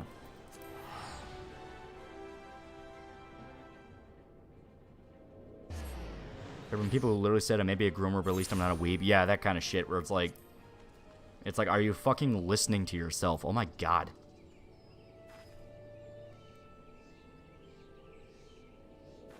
Racism against Japanese is very real. It really is. It's like, people unironically think Japan as a culture just allows you to rape underage children. It's like, do you have any common sense at all?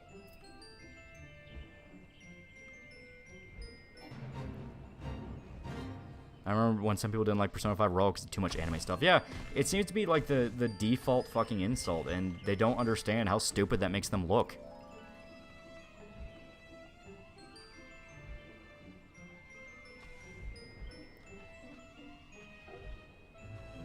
I don't know much about Xenoblade, but I know I'm all for Rex actually getting a harem they worked hard to get into. Yeah.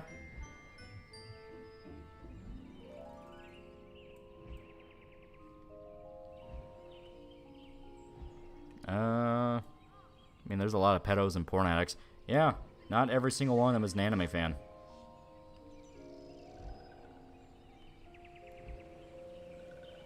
Being a weeb is frowned upon in Japan. Yeah. It is, but it isn't. Like, as much people say, oh, if you like anime in Japan, they'll make fun of you. It's like, only if you're really into it, because anime is a massive industry over there. Like, Akihabara wouldn't exist if it wasn't on some level culturally accepted.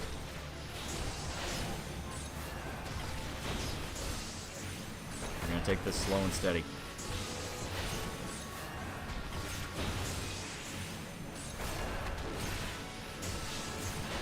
Bias towards Japanese games never left at the mid-2000s. Yeah. It's like, once again, people unironically just... Yeah. There we go. People unironically bought into all the shit G4 was saying, which G4, you look into it, and yeah, they were motivated because they were being paid by Western game companies to shit on Japanese games.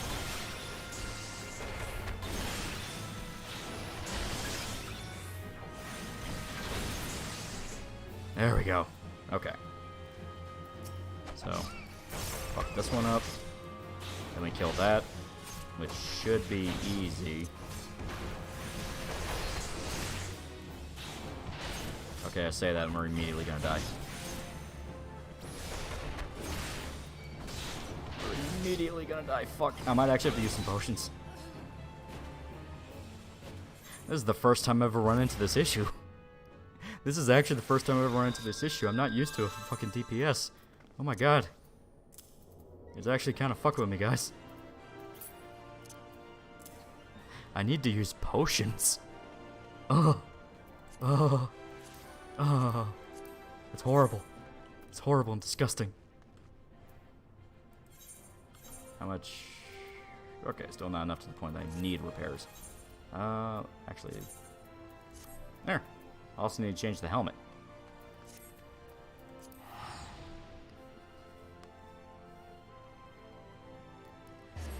Any chance to do a video on Baki? Yeah, maybe. I'm not the biggest Baki fan. 6 million pesos, man, for $10. You think Square Enix will ever go back to turn-based combat or combat like FF12? I'm all tired of hack and slash FF12 and Under were great except for 11. I don't know. Turn-based in general has that really... That's another case of people only don't like it because of a meme. Where it's like, oh, turn-based combat sucks, and people are convinced of that. It's like, no, turn-based combat is very good. It's just about having the right gimmick for the turn-based combat. Hilariously, everyone who shit on P5 usually got their opinions from Civet, a dude who perpetually shit like the whole thing about how fucked up the Aeon strip fake-out was. Yeah, once again, people get their opinions from fucking YouTubers, and they kind of ride with it. Like, I've seen people repeat shit that they just heard from my video, and I know that that's what they've got it from. It's like, okay, but it's okay to have, like, your own take. You can form your own take. What build are you doing in an AC6? Rockets. Rockets for days. Endless rockets. Okay. Ugh. Ugh.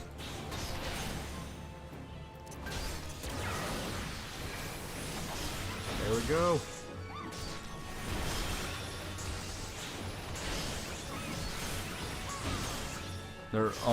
They're not allowed to have their own takes. They're unable to form their own takes. Yeah.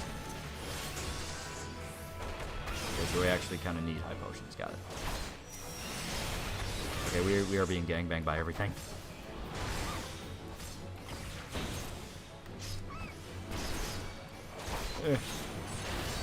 I might actually have to break out the Chocobo. Oh my god. 6 million peso man for $5. Turn-based combat required to have strategy, which is non-existent in the new FF Final Fantasies. It's like they forgot what made the franchise great. Yeah. Yeah. Yeah. Alright, so I shall suck it up and summon the bird. Okay. We shall summon... Oh, okay, I see how it is.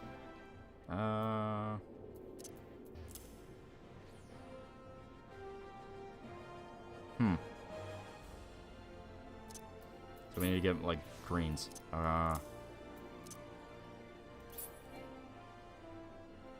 Companion skill level 2 low. Fuck you.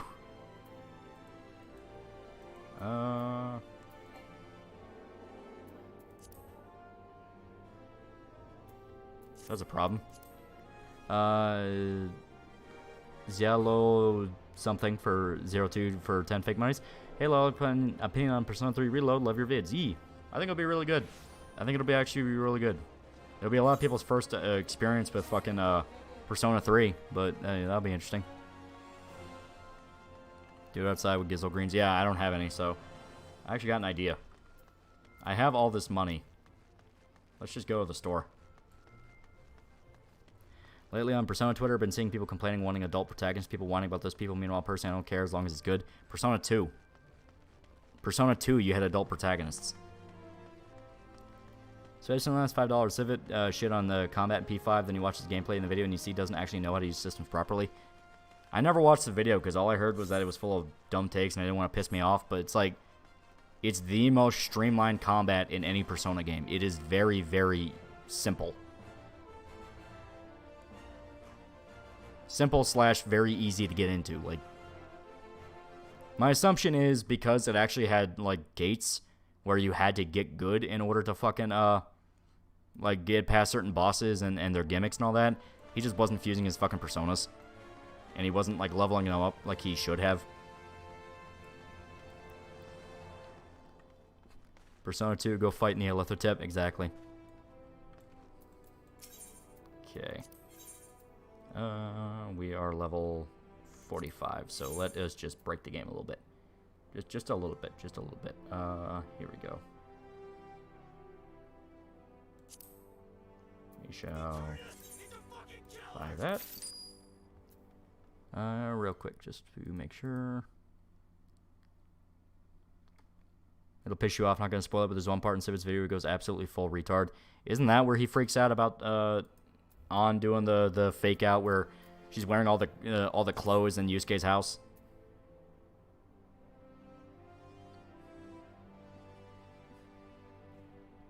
There we go.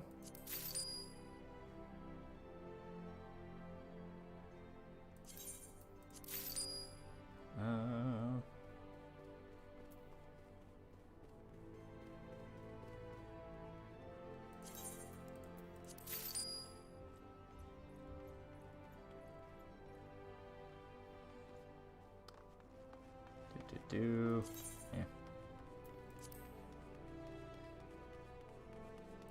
I'll buy it anyway, just because, like, everything else will be. Oh, right, yeah. There we go. There we go. So now even the next one will be able to equip something. So Persona 5 combat is simple but fun, kind of like the whole game, to be honest. Exactly. Like, It's only the most simple because it is the most forgiving, while other Persona games, you really had to watch your mana. If you ran out of mana, you were fucked. Like Persona 4, there are a lot of moments where you can go into boss fights with no skills whatsoever. Persona fans never play the game, exactly. No, Civit's thing was that he did the Reaper cheese trick from P5 to overlevel, but only used the same team to brute force through the content, only to get pissed off when he faces enemies that counter it. Well, yeah, I mean, there's gonna be an answer for a lot of shit. Like, that's kind of the whole point of the game. You keep a variety of personas because you can run into a situation where you're not used to what the enemy's doing, or a different persona has the answer that you need to a different fight. Okay. So for now...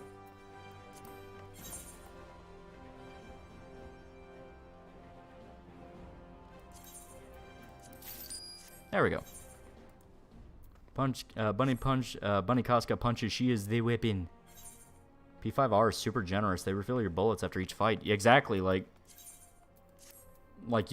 it's something where when I noticed it, I was like, holy fuck, was that something Persona 5 did? And I could barrel through fights. Like, I could rip through fights just because of the fact of, like, now I have the fucking gun, which there's so many different broken abilities you could do with the gun. Persona Best Girl. 4, Naoto, definitely. 3, Mitsuru. Fucking 5, Kawakami, Takemi, and Haru. Equal crown there.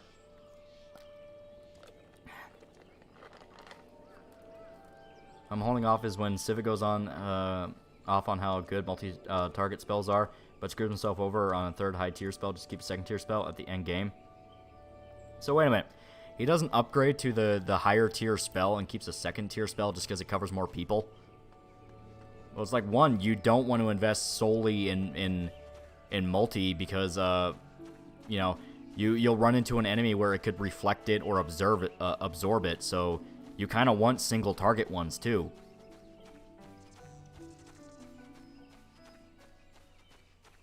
Persona 5 is one of the... I just love it, but not really know why for me. I love it because it's a Persona game, and it's a very well-made one, and it's very good. Haru's a sweetheart. Too bad I cheated on her with everyone.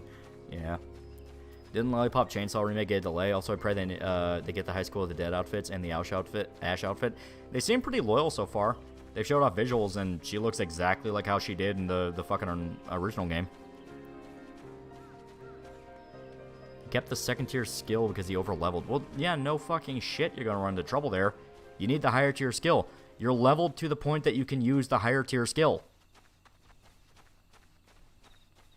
That means big buku damage that you can fuck people up with. Fights are over faster. He had Mazio, Mazinga, Mazidine, and got pissy when an enemy reflected the Mazidine? Yeah, you're not supposed to... He had all of those in one skill tree? Are you fucking kidding me? He had 3 multi-levels that are just redundancies of each other? Oh my god. Are you fucking kidding me? Also haphazardly tosses charge or concentrate when mocking it off. Like, what the fuck? What? That doesn't even make sense to me. Like, what? I'm genuinely confused. So, yeah, like, did he think they stacked?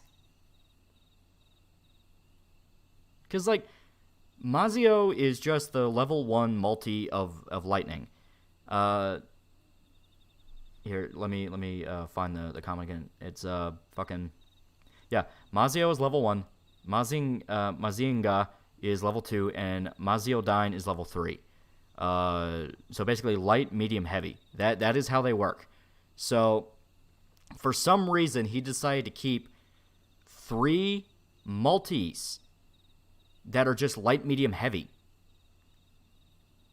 So it's like you have 3 redundant powers that cover the same element, and they're all multi-level.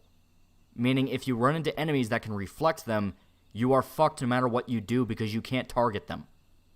You can't even target dudes that might, have a weakness because you'll hit everybody else and you'll get that damage reflected back onto you. Not just that, Civet fucked Ryuji with that, removing his charge. And he didn't understand how fucking charge worked. Okay. The stupid guy Loli fucked all the way up. He stopped dead in his track trying to wrap his head around the fuckery. It legitimately doesn't make sense to me. Like, the game flat out tells you what the skill does. He also said that the only thing that's important is more damage, while in the video got rid of the team attack boost to keep Mazio. He got rid of the fucking attack. Oh my god. Oh my god. Oh my god. Oh. Oh my god. Oh. How the hell? Yeah, how the hell does someone play the game and not understand basic mechanics? Whatever happened to not trying to cause fights between Loli and other YouTubers? This man needs help. He needs someone to. He needs an older brother that will literally sit him down and go, "That's not what you fucking do, retard," in the middle of a fight. He needs that. Like, oh my god. Oh, he's actually having his heart broken over a beat-em-up player not understanding Persona. He wanted to make a fucking Persona video. At the very least, understand how to play the fucking game. Like, Jesus. That hurts.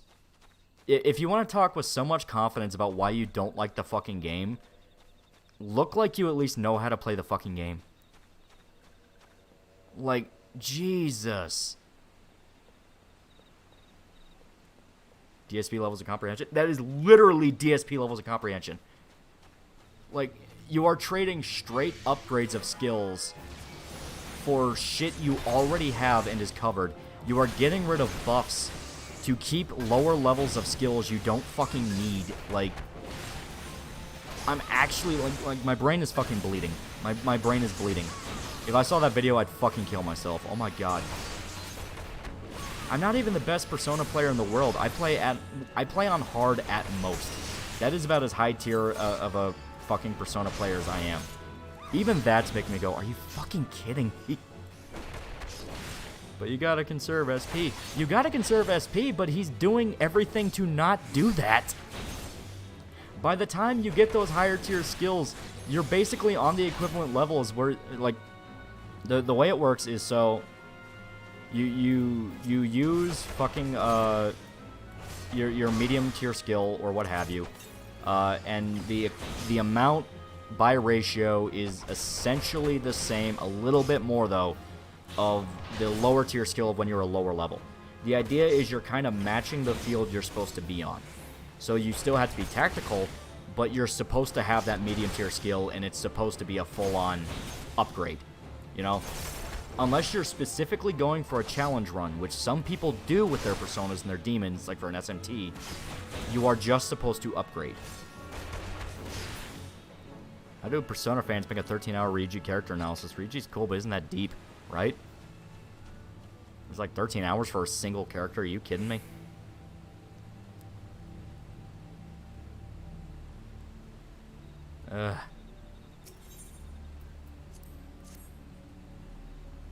Buffs are a big part of Persona. I played on the highest difficulty, and without them, you get fucked up. Buffs and debuffs, that's exactly what you do. You debuff the enemy, buff up your own side. And you take advantage of weaknesses, you take advantage of you know, nulling and vulnerabilities. Like, it's a major part of the fucking combat.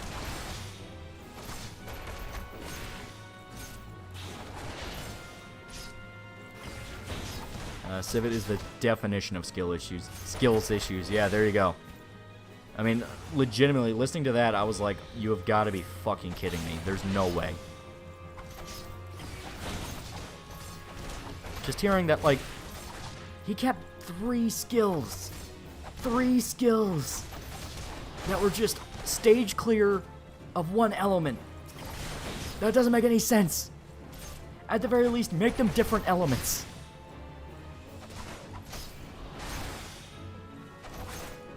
Hell, Civet's main criticism about the story and confidant links was him screeching about why they didn't go to the police. This dude definitely didn't listen to the story. The entire point is that everyone they gunned after was protected. In some manner, they were protected. You couldn't go to the police.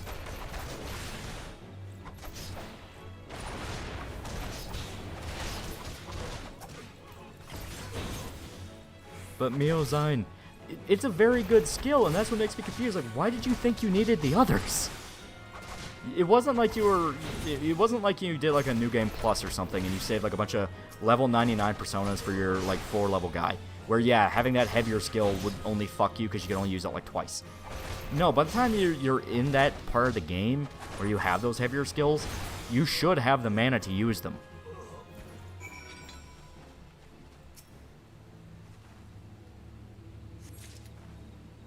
Go to the police, come out as crazy, or get arrested for false information. Or they try to kill you because they're in league with the bad guys, which does happen multiple times. They even have entire cutscenes where they directly go, we should go to the police. We can't go to the police. They're already aware of what's going on and they're turning a blind eye. They literally have scenes with that. The fucking district attorney that Makoto's sister works for, he's dirty and in on the conspiracy.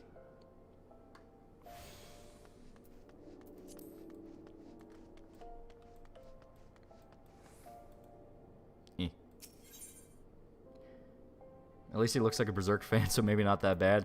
I don't even know. A lot of people jumped on Berserk just to say they joined Berserk after Miura died. If I like hack and slashers, but I like Persona 5 Strikers, apparently it is a pretty good one. Yeah, she was forging evidence and shit. Well, I'm talking about the district attorney she worked for. She was getting kind of bad. Makoto's sister, I don't remember her name. I think it was like Saijima or something. But she was starting to get dirty, and the whole point is you intercept that, and she changes before it gets that bad. But the guy she works for, the actual district attorney, Sai, that was her name. He is like full on involved in the conspiracy and is evil.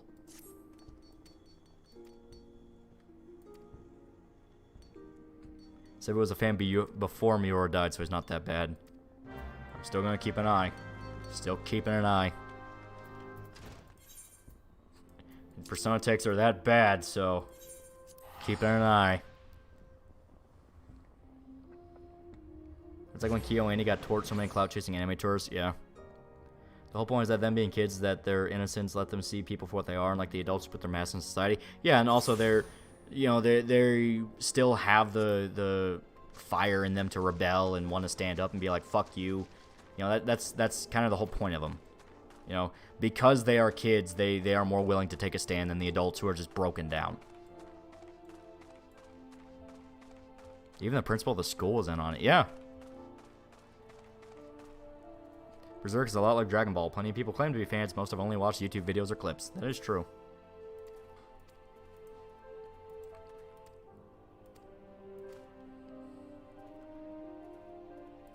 Worst Persona take? Kanji gay, Nato trans, the classic.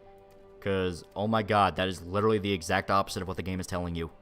It is literally the exact opposite of what the game is telling you.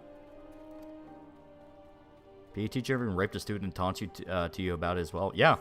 You trying to make a girl kill herself. Hell, the main point of the adult confident links is you reigniting their sense to rebel in some form or fashion. Exactly.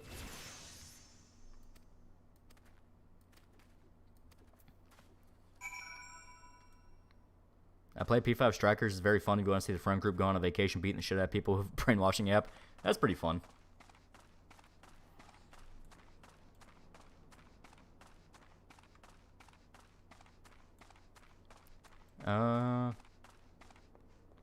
P5R changes the rape to Mashima. Oh, God.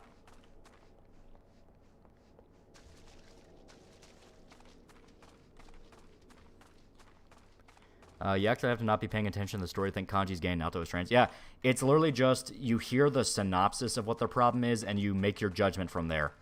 Where it's, oh, this character has gender issues. Clearly they're transgender. Oh, this character has sexuality issues. Clearly they're gay. It's like, no. You look into the context. No, that's not what's going on with them. And in fact, the whole point of the story is stop fucking doing that. The entire point of Persona 4 is stop assuming shit about people because you heard about it. Actually get to know them.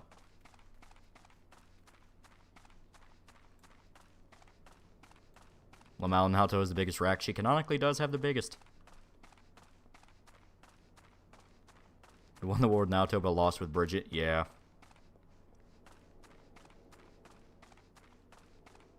They're literally the sort of people being criticized and they can't see it. Yeah, I mean, like, they quite literally are the mindless crowd that makes judgments about people and created the Midnight Channel.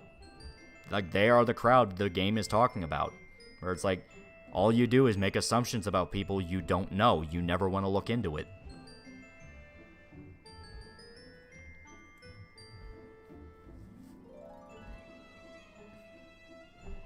Not only that, but some players see the point the game made and claimed it was problematic. Yeah. Yeah, they say, like, oh no, how dare you introduce gender issues and come to the conclusion a character isn't trans. It's like, maybe they just fucking aren't.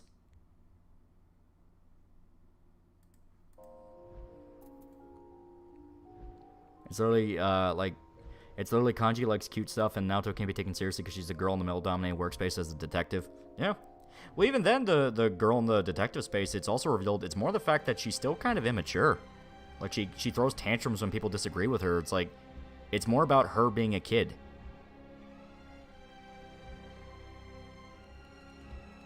You know, the whole thing of, like, her thinking it has to do with her genders because she grew up reading detective fiction. The main character was always, like, a hard-boiled male detective, so she just kind of always assumed that's what a detective was.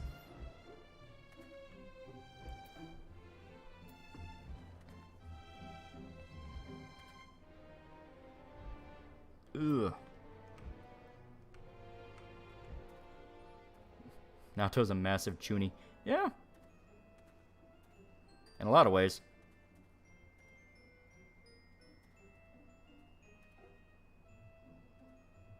Oh,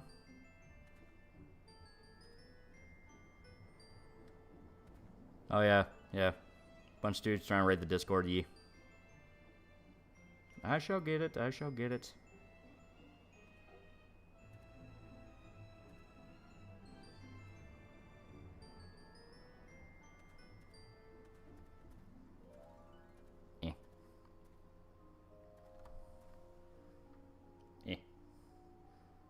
Yeah, someone spread a link around. Don't worry, I'll take care of it. Give me a quick second.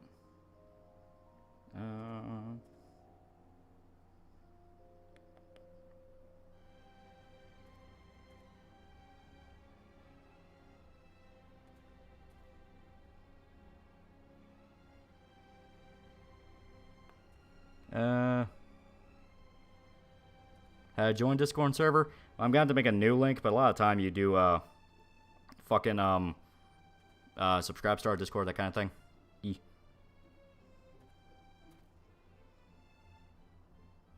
Okay. Yeah, someone spread a link around, yeah. It'd how it'd be. It'd be one of the risks. So. Do.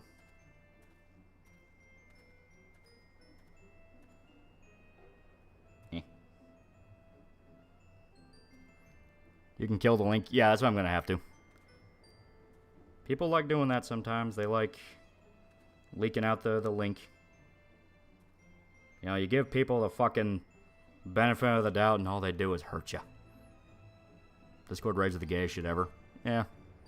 Funny part is I looked at General and it kind of looked no different.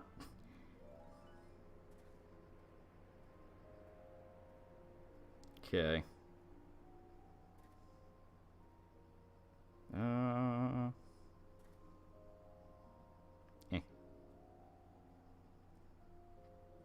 Yeah, it's gonna be. Gonna have to kick a bunch of people. And a lot of the time, it isn't really that malicious. It's mainly people just fucking around. But it's something where it's like, yeah, we gotta clean up after the party's over. Meh.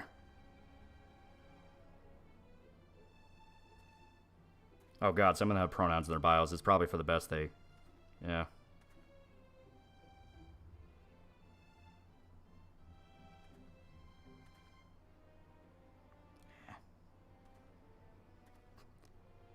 Yeah, some of them have pronouns. So. Clean it up, Jenny. Yeah, we have to. We gotta clean it up. We gotta clean it up. Oh. Okay.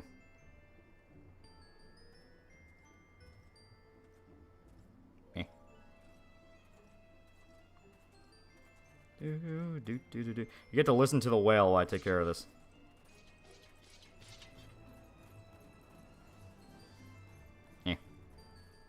Remember when,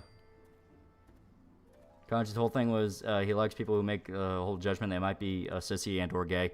Yeah. Well, you know, the whole thing with Kanji is the fact that, like, you know, he's trying to overcompensate being a tough guy. You know, because he grew up in a textile factory, so what he's doing is technically very feminine, but he doesn't care. You know? Well, he does care. That's exactly the problem with him. But it's... Yeah. The whole thing is the fact that it kind of talks about the expectations of, like, masculinity and shit for Japan, where, especially around the time the game came out, being gay was very much not a good thing. I mean, even then, it's better than being in the fucking, like, 80s or 90s or something like that, but it still is not socially acceptable because it was, like, 2004, that kind of thing. The whole thing is, Persona always kind of had a very, not so much progressive, but definitely more than, yeah. Definitely more than you would think, where it did have stuff to say about social issues and shit like that. It's like, hey, don't be a dick to people. Don't be a piece of shit. Don't be this and that. That's where the whole shit about social expectation comes from. Every day I hear about your server, the more I'm glad I'm not in said server. It's just Discord. It attracts some, like, really, really, like, weird people. Eh. Okay. Kanji's definitely in a Naruto. Oh, yeah! Like, you know, they straight up, did a whole thing where Kanji had a crush on Naruto, and that was partly why he started having a a fucking sexual crisis, because he thought Naruto was a boy, and therefore, oh god, am I gay? And no, that wasn't what it was. And that's why I really don't like the interpretation of, like, well, he liked Naruto because he thought that she was a dude, and it's like, that's such a surface level fucking thing. Like, that is such a fucking surface level take of, like, really, it was purely the physical aspect. He couldn't have, like, genuinely liked her. I didn't like that at all. That was stupid.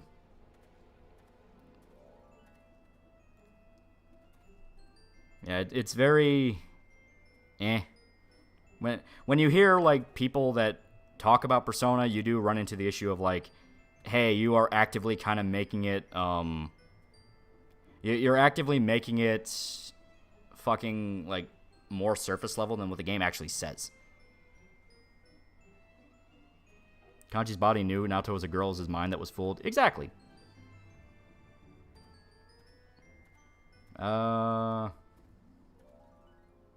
Discord's fucking weird. Remember when Jack posted a video of a dude shitting on a plate on his own shit? Yeah. As stated, people are weird.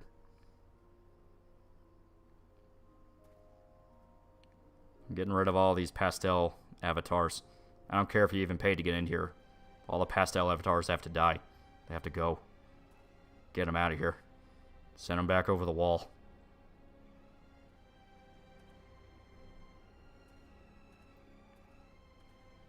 Okay.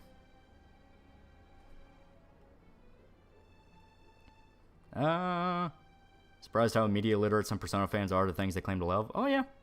Oh, yeah. Pastel avatars? You know what I'm talking about. The pastel avatar types. The pastel avatars. The fucking... the people that, like, have, like, Cartoon Network type avatars, those types. Can't trust those types. They could be around here.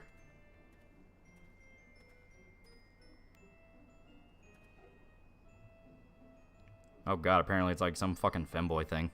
Oh god. Makes it even worse. Get rid of them all.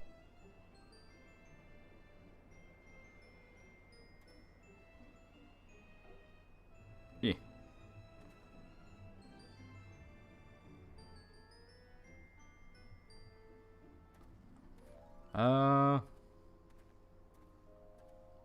Never trust fanboy avatars. Exactly.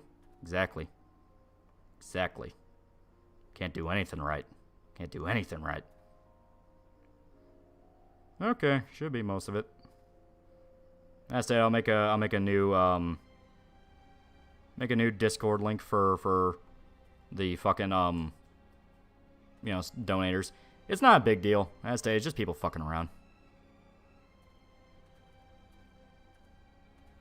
You know.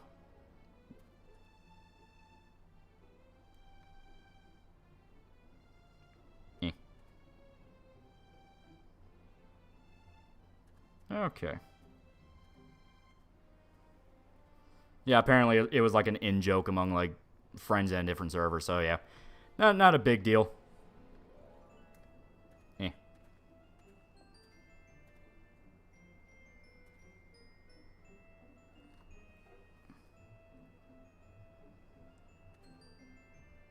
Okay.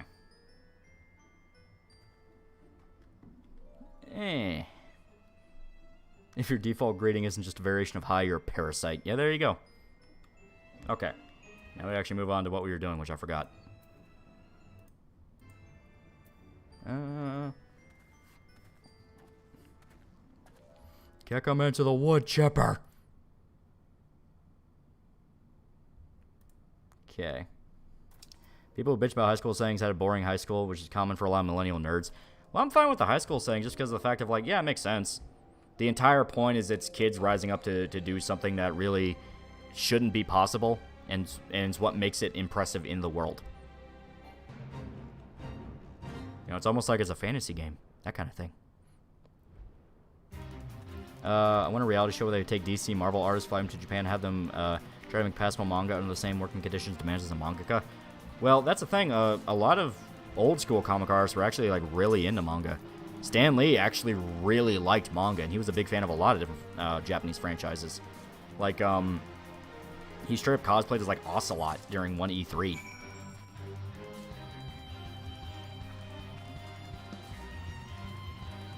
Alright. Retrieve the monk relic, okay. Now down there. Okay. He strikes me as a Lupin kind of guy. Talking about Stan Lee, he liked all sorts of stuff, but yeah, he probably would really enjoy Lupin the Third. I mean, it's a very, very just fun series. And it would have been out around the time that, yeah, he was really in the industry. If Guts was a boxer, what type would it be? And fighter. He'd be like Ippo, you know? Where Ippo, or I guess maybe Takamura, because he's bigger.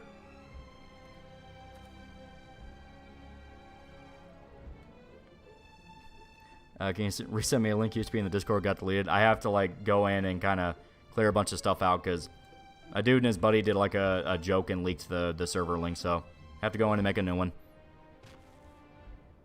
But that should be later.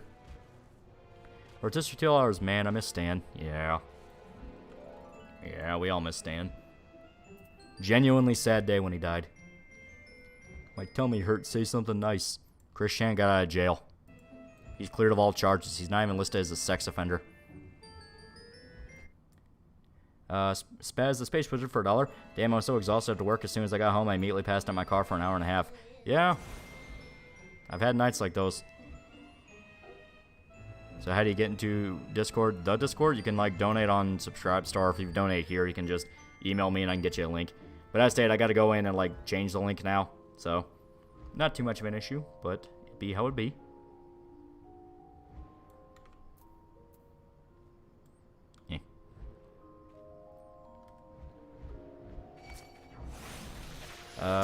Is there no way to make it so if you don't have a role, you can't use server links? Well, no, like, the way they leak it is, you, like, donate or something like that, and you get the link that it sends you to join, and then usually that's how it goes. So, it'd be a thing of, like, in order to avoid that, it would have to be, like, some kind of special link, or just having people manually ask me for a link, that kind of thing. And I'm getting fucked up by these dudes. What the hell? Ow.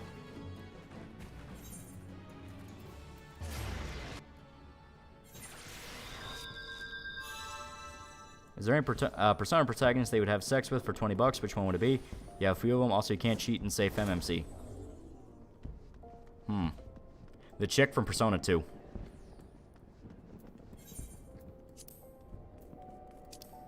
There we go. Oh, shit. Dead bunny. Kinda got angry when they used Stanley's account for some cryptocurrency shit. Oh, yeah. Maya. Oh, yeah. Yeah, Maya. Nato, he said protagonist. So I assume it's like literal main character you're playing as.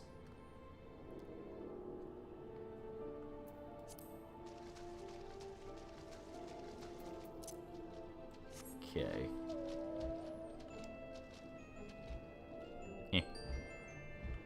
And she smells like Peppa.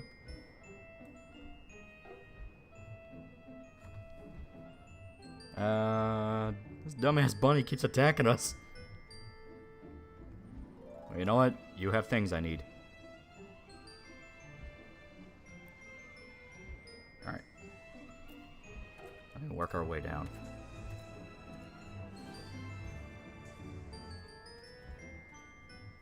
Okay. Oh god.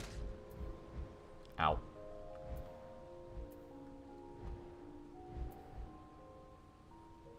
Ugh.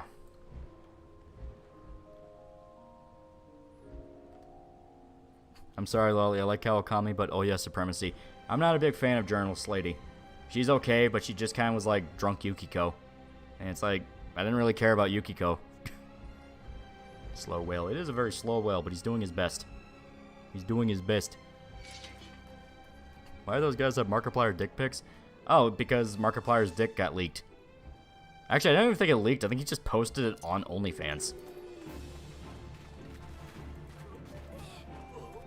Oh, well, shit.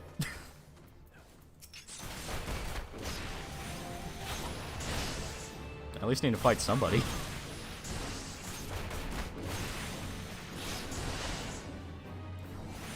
It's confirmed he's gay. Markiplier? I don't know if he's about him being gay, but I think he like actually posted his dick on like OnlyFans. Why are these big YouTubers having OnlyFans? Because money. You know, milk the parasocial relationship.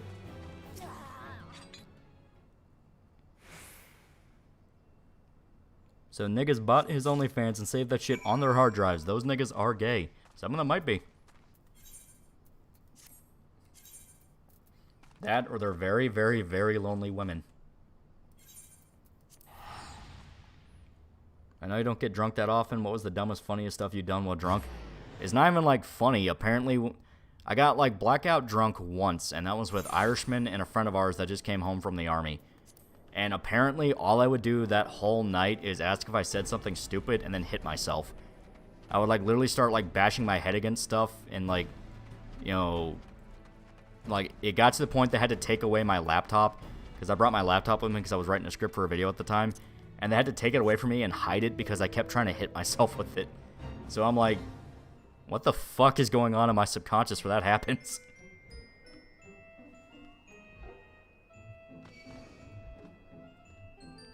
He's not gay, he did because fans want it, and I guess he doesn't care at this point. Enough money, he won't need a job anymore. That is true. Oop. Jesus Christ, sound like a Dark Souls character, right?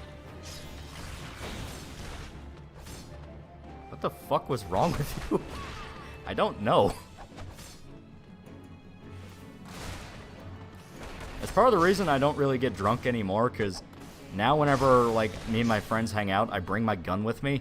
So it's like, man, I really hope it's not a case of, like, I get drunk and I get, like, suicidal or something. Because at that point, it's like, okay, that could actually end very badly.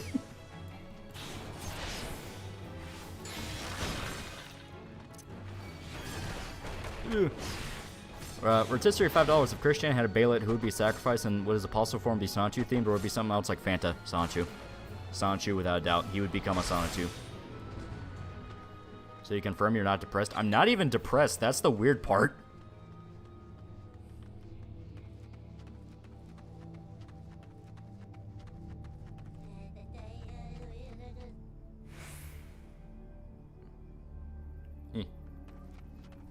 Now we must steal more shit.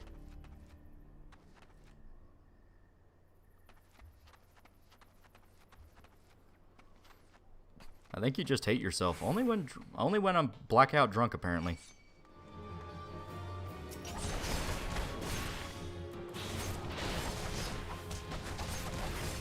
You're just into that kind of thing. It wasn't like a sexual thing. It was like legitimate. I kept trying to beat myself up. So I'm just like, yeah, no, I'm never gonna get that. I'm never gonna get that messed up again. Because I don't want to, and apparently it's like, I'd rather not go down the rabbit hole of why that happened. Ooh. Oh god.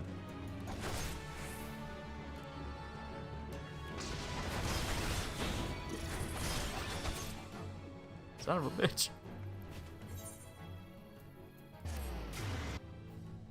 People love to self-diagnose themselves with depression. Lolly ain't like that. Yeah, no, it's nothing like that. There's from Professor $5. So Lolly, what made you want to start streaming more after all these years? Well, I do genuinely like streaming. You know, I do think it is fun, and it's a good way to kind of like, you know, bolster up making videos and stuff. And I kind of just said, fuck it. I bought my new PC, my fancy PC. And I was like, hey, it'd be kind of a waste to just use it as a video thing. And money! Yeah, money helps. Money helps. It's a good little supplement on top of my regular job. I was able to go to Japan. So, pretty fucking killer.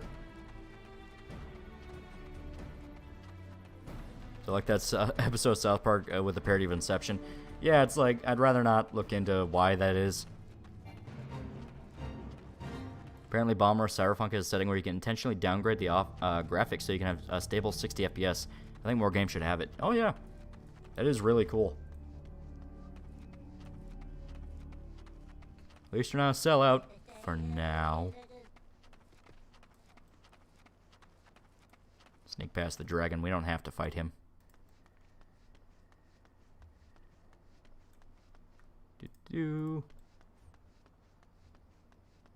One day I'll have the Japan side quest. One day. Yeah.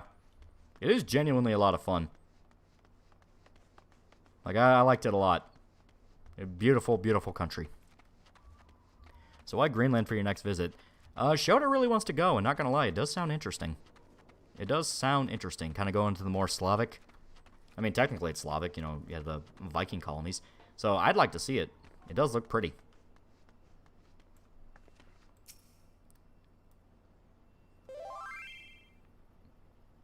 Oh, now we're being stream sniped again. Stream sniping, stream sniper. Did you see how Tekken 8's Ultimate Edition is $110 for only the first wave of DLC characters? Meanwhile, Mortal Kombat 1's Premium Edition gives you access to all DLC characters. The state of the industry.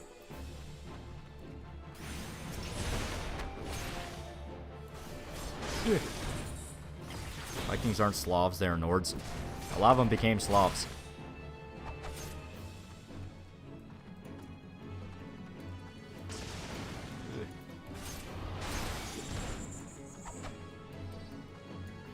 Vikings were Nordic, not Slavic. A lot of them actually did become Slavs. You had Vikings that moved east and went to Russia, the land of the Rus. Like, that was what Northman was talking about.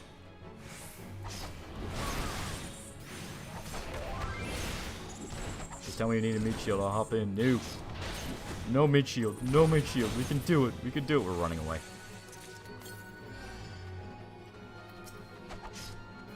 Ugh. There we go. Varangians. Yeah. Yes, those who went to Russia. Yeah, so you get, like, the Slavic, you know? And they interbred, and from there, they would, you know, move around. Greenland is technically in North America, though, so definitely not Slavic. Last day, you had a lot of Viking colonies, and even though Greenland is American territory, culture's completely fucking different. It's not even part of America, it's its own nation, so. Ugh. There we go. Are you gonna make Thor go when you go to Greenland? We don't know what we're gonna do. That's one where that's a long ways out because I'm kind of traveled out on stuff like that. The actual next goal is a cruise, but that's something we can easily like scrape together just on our own.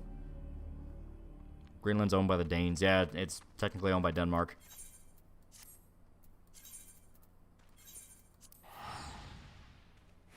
I think it's Scandinavian, not Slavic. No, I stated there was a lot of mixture.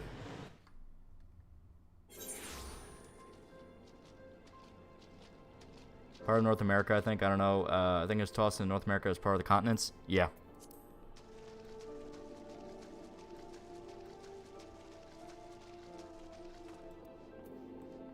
Don't jump off the boat. I like cruises. Cruises are very nice. They're very fun. Aren't Greenland seals turn into hot chicks? Please don't have sex with a seal. They just want to eat fish. You ever go to Mexico? Who do you think would get kidnapped by the cartels? Oh, we'd bro. He'd try to score drugs and they'd beat the shit out of him. Like, we just know that.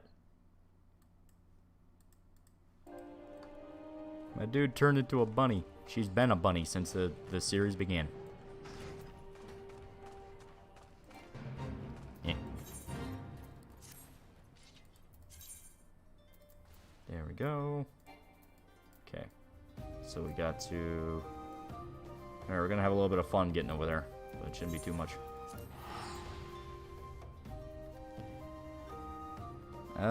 Go to Argentina, find my great-grandfather, take care of you, and give you some of his old Nazi gold. You're wrong, there's a whole continent and ocean between Greenland and the Slavic world. Well, as stated, a lot of Vikings would mix with the land of the Rus, which is where they would get slaves. That's where you literally get the term Slavic. So a lot of them would also follow slave masters across around, and a lot of Vikings went to Greenland, so...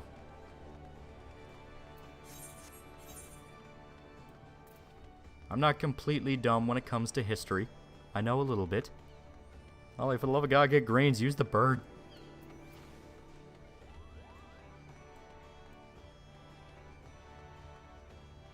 First time I'm watching, I'm honestly excited to see you in game one day. Yeah, very fun game. Very fun game. And sometimes we do play my main, where I'm currently in Stormblood. We just got to the fucking samurai village. So...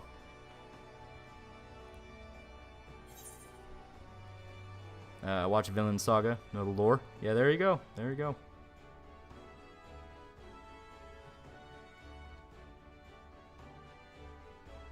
Eh.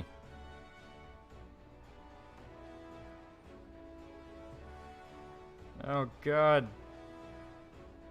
One of the people from that raid were still in there, and it was a fucking 14-year-old with pronouns in his fucking...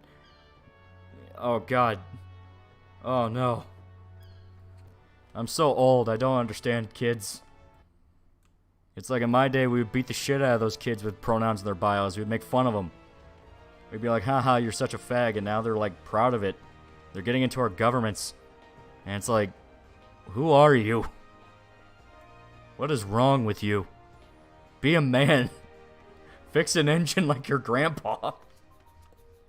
But here they are with like pastel colored usernames and like Steven Universe avatars. Are people even watching that? I don't know what people are watching now and acting like his current thing. Maybe it's Bluey. The fucking Australian show. Which I only know about that because Mr. In-Between referenced it in an episode where like a dude in prison beat the shit out of another guy because he changed it from Bluey. Eh. I got a Slim Jim here. I'm going to eat that real quick.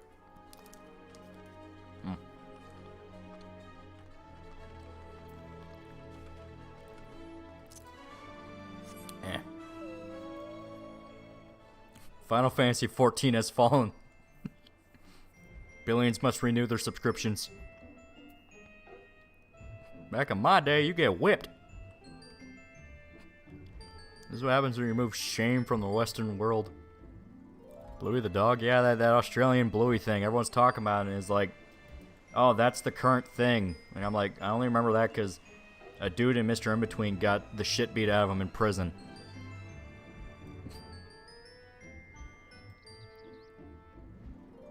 Billions went to Madrid.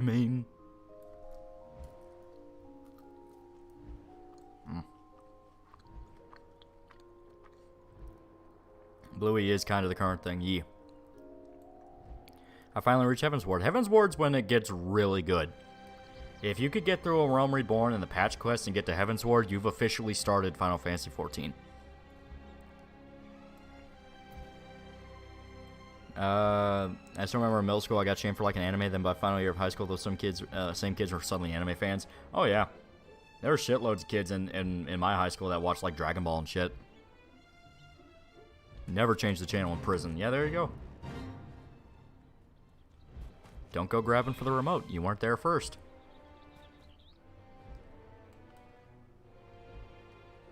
Yeah.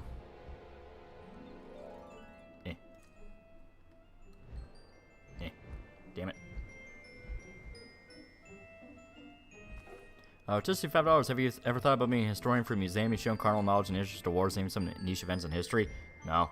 That shit nerds. I like my casual knowledge where, like, I can sound smart, but then, like, someone with more knowledge can come in and is like, hey, that's not what happened. And be like, well, he is the expert there. Like, I'd rather not wear the title of expert and pretend like I know shit, because, no. I'll let somebody else wear that bag. Huh.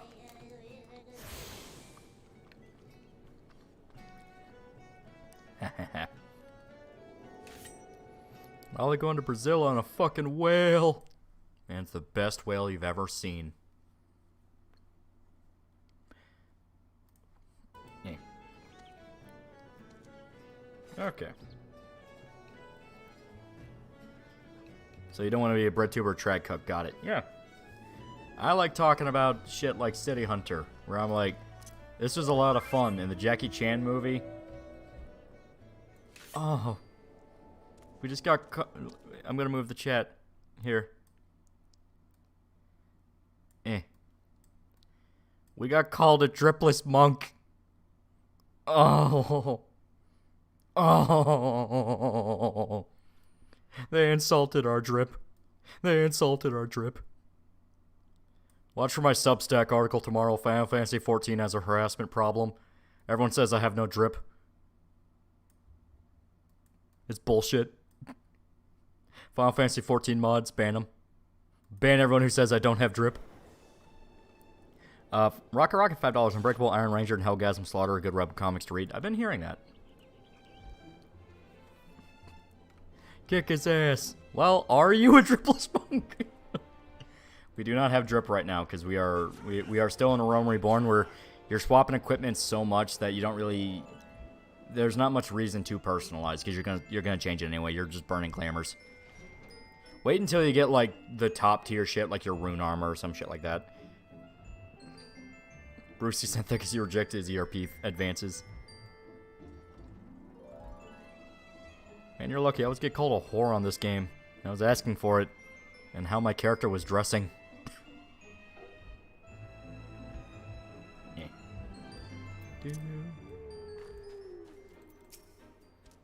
You've got no drip, no talent. I fought Sephiroth with Klaus Strife. Who the fuck are you? Can we unlock glamour on this character? We have glamours, it's just I don't want to use them yet. Because we don't have anything to where I really feel like the look, A, will be good. And B, we're going to swap armor anyway. Because, you know, we're still going through the fucking game.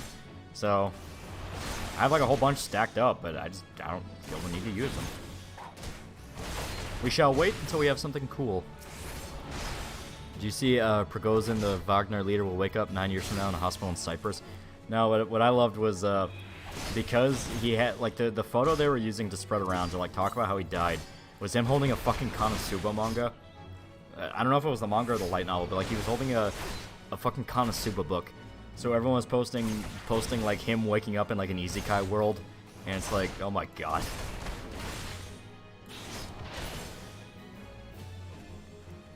You've got no rotation, no drip, no one level, irrated and savage. Who are you? Oh god. Give me a sec, you fucker. I was drinking my green tea. The drip has fallen. Billions must be reported. Well, I don't go to the cruise unless you're going to be trapped on a boat for years like a certain swordsman. I mean, I get to drink pina coladas. That's pretty cool.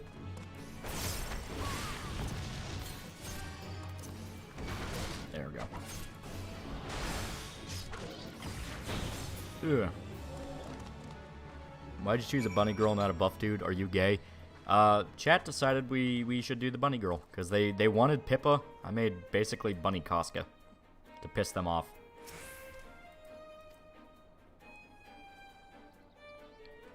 He's in the trenches, Lolly. Please let him have this one thing. Okay. Now we...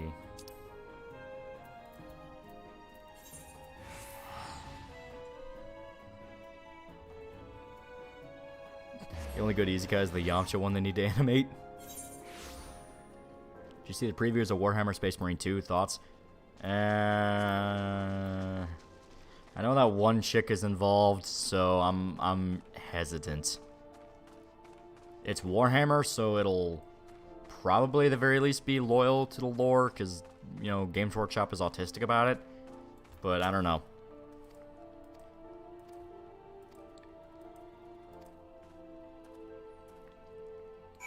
Isn't it curious how we get more Berserk chapters and we have delays and we're back on the damn boat? Yeah. Yeah. It hurts. It hurts. Okay.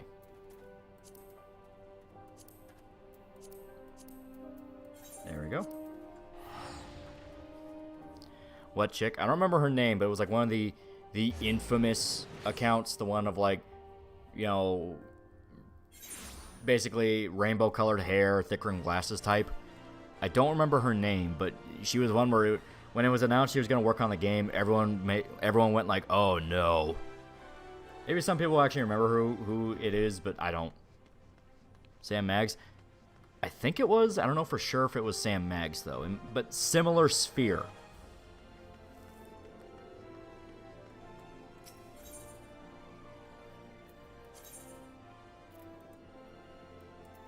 Yeah. Isn't she working on the KOTOR remake too? She was, but I think she got fired. She got fired and like the KOTOR remake got buried because they flat out said that like so much time was wasted on it.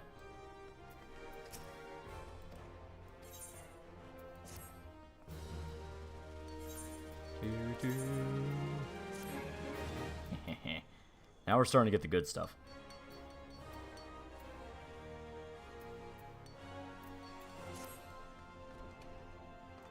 And yeah, we cannot talk to him yet.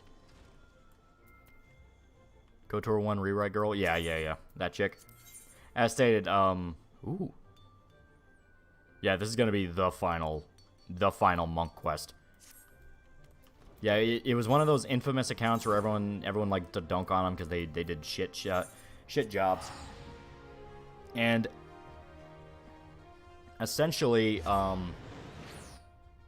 they were announced that they were going to work on Space Marine 2, and everyone's like, what the fuck? Like, Warhammer is such a testosterone-driven, over-the-top violent thing, and you're getting this fucking Tumblr girl who claimed that she got raped in GTA 5 to work on it.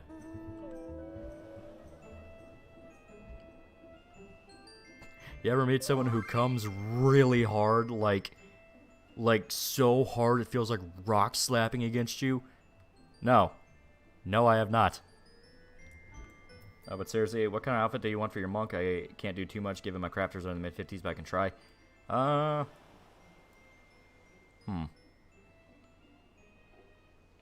is a question. Alright, here. Yeah. I'll make a poll.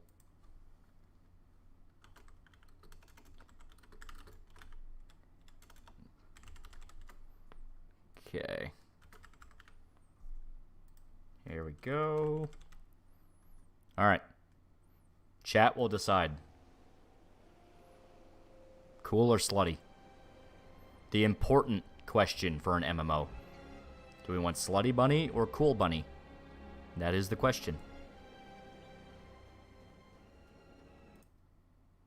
It appears it did not actually... It might not let me put it because... Okay, here. I might have to censor it because YouTube wants to be a fucking... There we go. Yeah. It didn't like the naughty word. But there we go. We shall see. We shall see.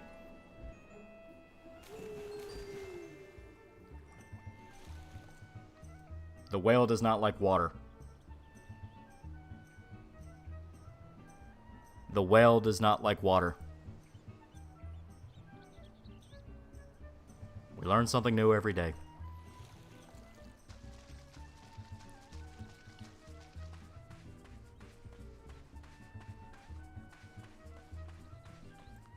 Okay.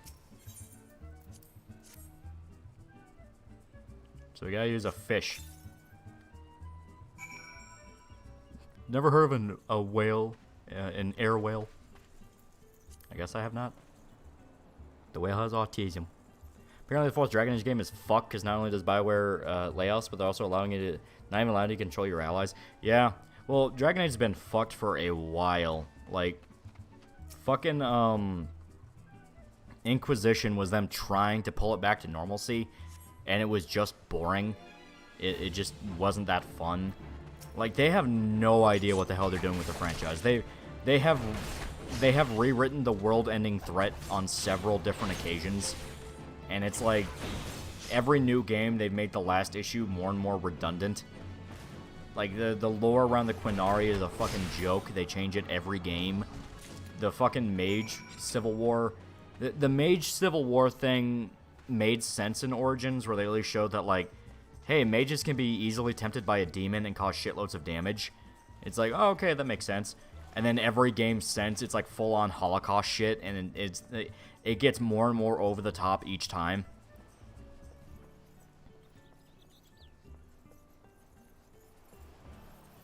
Inquisition kicked the series very bad in the balls, especially with the Quinari. Oh, yeah. There's a lot of different problems. That's an evil within games. 2 is fun. 1 is a tech demo. A glorified tech demo. Okay. I'm gonna make a wild prediction, say Armor Core stream tomorrow. Well, not anymore. Alright. So, it seems like Cool has won over Slutty. At least for right now. It appears more people want Cool than Slutty. So there you go. If you have any cool looking armor.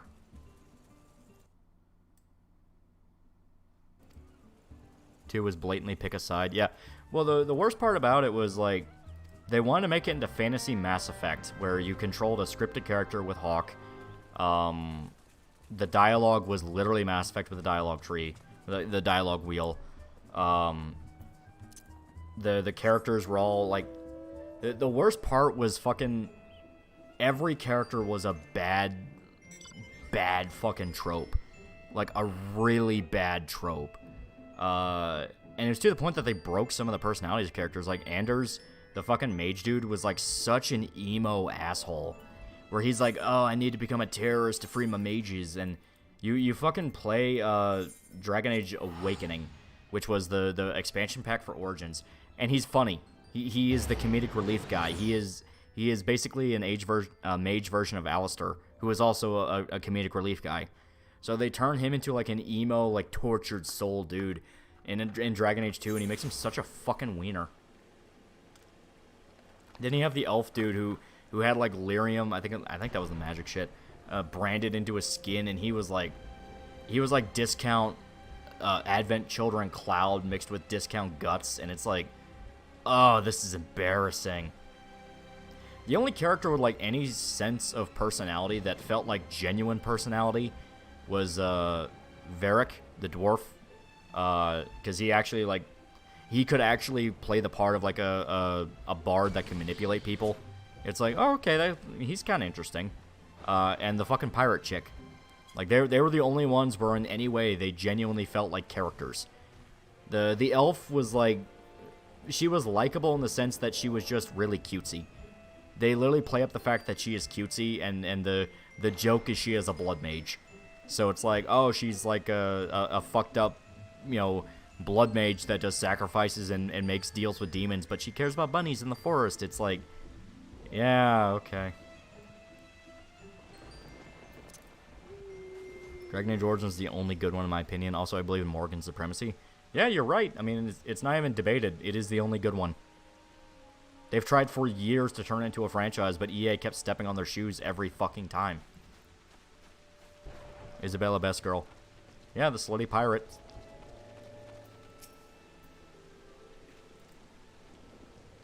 Women only had losers to lust after. Yeah. And the worst part is, like, you couldn't even try to befriend them. Like, you actually couldn't even fucking try to befriend any of the male characters, because if you tried, you'll get locked into romances. It's everyone's complaining about it now with Baldur's Gate 3 because it's an issue, but fucking it started with Dragon Age 2, where if you wanted to try to befriend a male character, it would lock you into romances because it had to have the option for gay romances, and because of that, they didn't factor in, well, what if someone just wants to be a bro? What if it's like, yeah, man, you're cool. You see that they make Shao Kahn a Quinari in MK1? Yeah, they're doing another redesign of Shao Kahn, which, I mean, it's fine. They're playing up the fact he's, like, mystical and isn't human. It's like, yeah. Iron Bull is the only character I liked in Inquisition, but that was despite how they butchered the Quinari. Even then, I felt like he was such a fucking, like, he's so cool mouthpiece. Like, they literally have him go, like, hey, trans soldier who's part of my army, you're just as valid as the rest of us. I mean, he was literally a fucking mouthpiece. And, like, he would, like, yell at female characters about the boob armor thing, where it's like, well, you know, boob armor is, like, super fucking impractical, right? It's like, shut up. I don't care. It's a fantasy game. Then you have the fucking elf in Inquisition, the one where they try to make her basically like Harley Quinn, but she was ugly as fuck. Favorite romance option in Origins? Morgan. Morgan, because she like feels like she actually has an arc where you genuinely make her challenge her own agenda.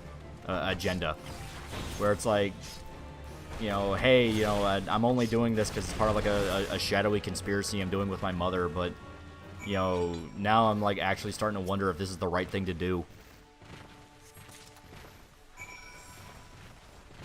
I got a big turtle.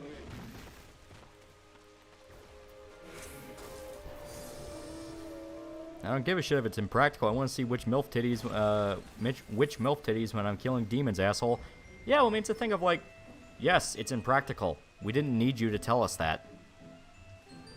The point is it's over the top and fun. You know, it's like when the dude was talking about like, well, you see, you know, we had to remove the ass shots in Mass Effect Legendary Edition because it didn't match the scene. It's like, Mass Effect's not meant to be a harrowing drama. You're not watching, like, Schindler's List, okay? It's a fun, pulpy space adventure. Shepard fights space bugs. You know, he teams up with his crew of aliens and they go fight Lovecraftian space bugs. So what the fuck are you talking about with, like, this, you know, this fucking, oh, well, it doesn't match and, oh, it just doesn't, you know, we just, yeah, it's like, fuck off. Fuck off.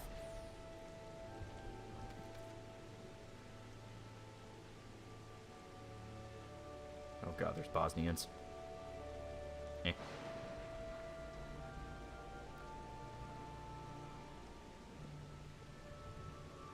Miranda is literally a sex object. She tells you that herself to give an edge. Yeah, she's a femme fatale. Like, she is a femme fatale. The entire point about her is she is meant to be, you know, manipulative and very, like, you know, sexually dangerous. It's like, Blue Bomber super impractical, says a 7-foot dragon man with no chest armor. Yeah, right. Yeah. Just saying.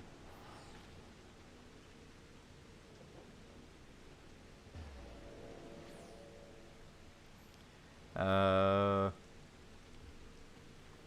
come every epic space epic devolves into total bug death? Because bugs are gross. Because they deserve it. Oh god, the golden saucer. Oh no.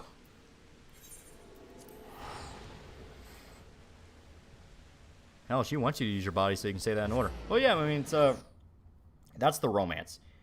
Where if you've been flirting with her, she outright says, oh, do you want it? Do you want to, admire my body? Like, she's aware of what she is, and she's not broken up by it. She's proud of what her father, made her. She hates the fact her father wants to control her. Where it's like, hey, I'm not just a tool.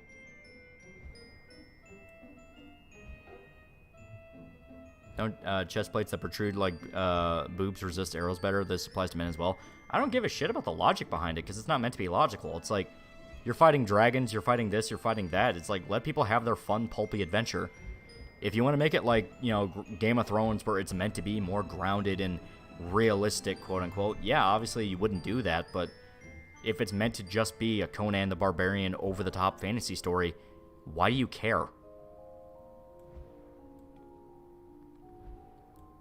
Wasn't there also a female medieval armor expert who explained that it is possible to make boob armor work? It's just that it's impossible to make for an army. Yeah, probably.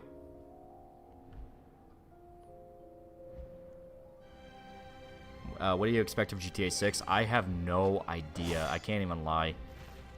I want it to be good, but so many people left after Red Dead 2 that I'm scared. I'm scared this is gonna be the point.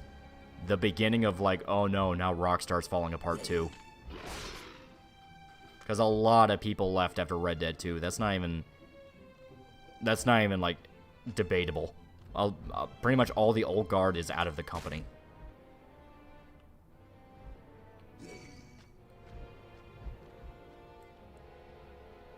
Because my problematics. Yeah, that kind of shit. You say femme fatale, and now I just see Shepard with a detective hat, a smoke, and calling Miranda toots. Well, I mean, that's literally the trope. You know, she is the fatal female.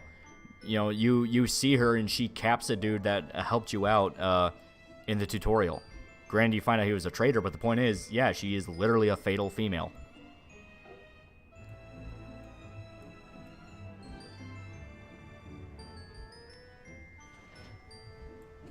How dare you want to have fun and want stuff that's appealing to the eye? You're so dated. Yeah. Also, fuck the game agent Inquisition whose whole questline is daddy, except I'm gay, please.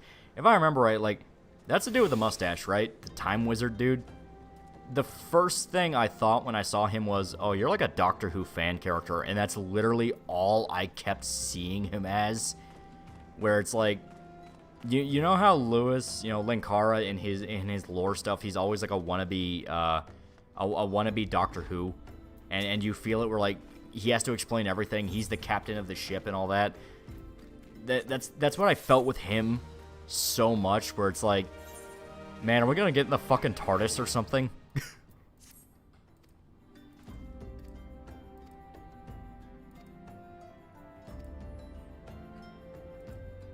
Dorian's okay, he's just old.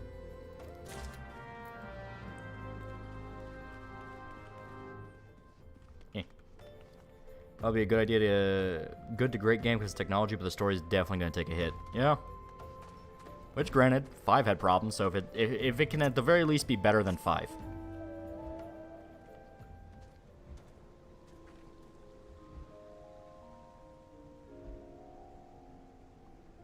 What's that wrong? Is that it actually is what he is? Oh god, no. Anyone remember that ghost kid with a hat? They wrote him so well no one remembers him in real life too.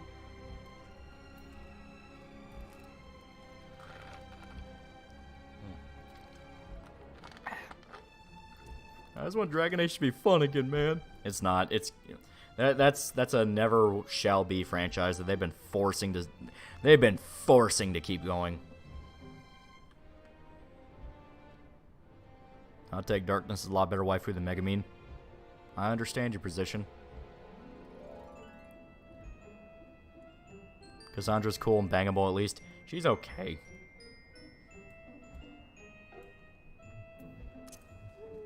Yeah.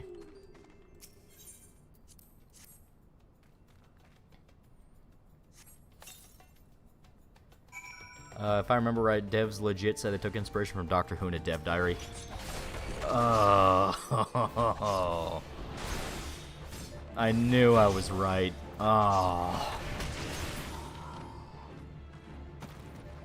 And Dorian's enjoyable in every conversation that isn't the one regarding his personal quest line. Yeah. Because once again, it's just gay doctor. And it's like, oh god. Cassandra only cute when she's reading romance manga. Yeah, that's basically her character. She's like obsessed with romance novels. I actually didn't like that because I liked the fact she was like kind of a hard ass. It's like, okay, so yeah, she's basically like medieval Miranda. Okay, that works.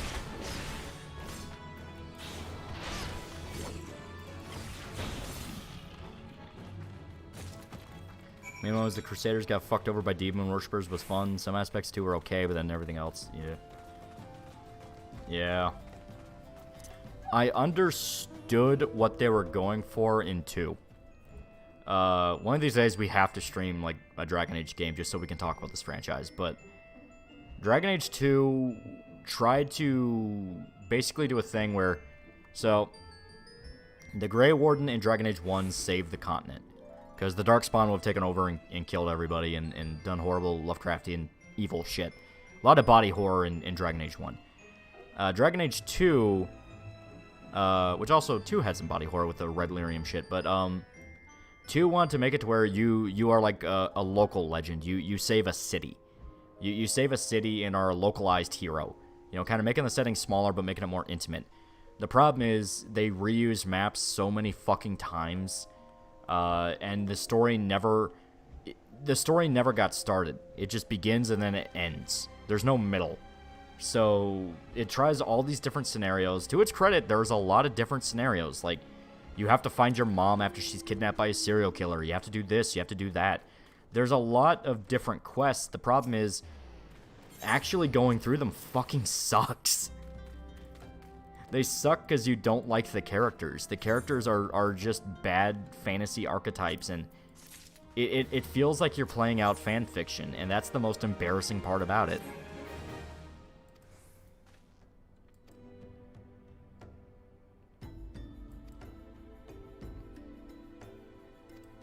I hear Dorian, I hear the picture of Dorian Gray.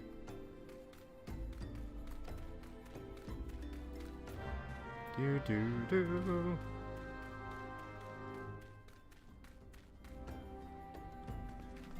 Alright. Brother and sister suck. They're boring. Sister was at least kind of cute. Holy fuck was the brother boring. Holy fuck was he boring. His whole thing is, you're a mage. I have moral issues about that. And it's like, fucking shut up.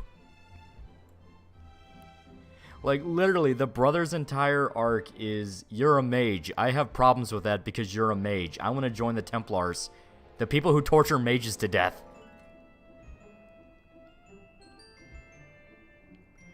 Am I misremembering, or can you have sex with your sister? You cannot. Halfway through the game, when you do the expedition, the sister gets infected with the Darkspawn, and there's like 2 ways it can end. I think it's you can kill them, or you let the Grey Wardens have them, and they have to become a Grey Warden.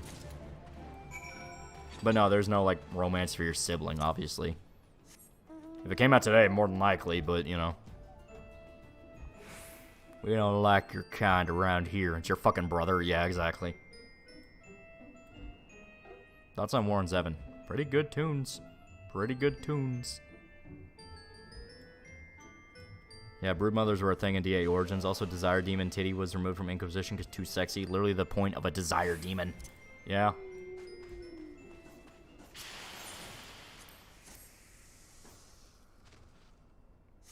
It's weird with Dorian because it's clear half the writers want to make it so he doesn't like his dad because his dad doesn't like gays, but others want to make it about arranged marriage. Yeah, they had no idea what the fuck they were doing with that.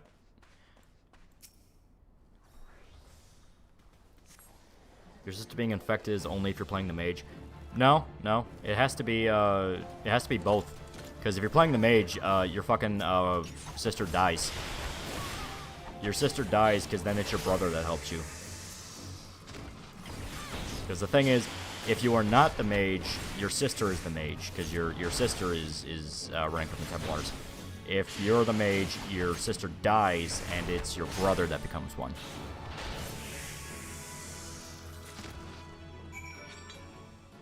I know bits and pieces about Dragon Age 2, because as much as I didn't like it, I did play it multiple times.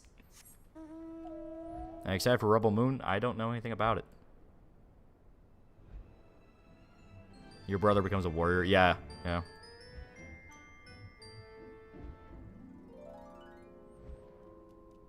Fuck the Sloth Demon in Origins. Fuck that part so much.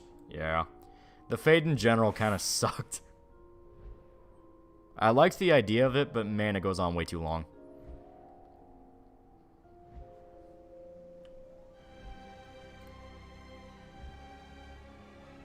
Still on that whale. The whale is a good boy. The whale stays with us forever. You gonna stream Armor Core? I don't see why I wouldn't.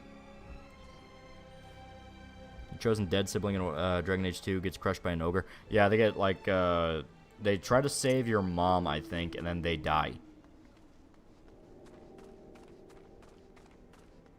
Which to me, the canon was always the brother, because at least the sister's cute. You know, it's a man's duty to die to protect a woman. So, go run and fuck up that ogre. I believe in you. Yeah. This fucking Ratatouille music that plays every time you ride the wheel is gonna make me go crazy. But don't worry, our mount speed's faster now. Is Armor Core worth getting? I've only played a little bit of it, but I really liked what I played. It was really good. Go, Carver. Do something important for once in your life. Was his name even Carver? Because I keep thinking, like, do you not remember his name and you're just calling him the guy from Dead Space 3? Because I know that was the dude from Dead Space 3. So I'm like, are we just calling him that because we don't remember his fucking name?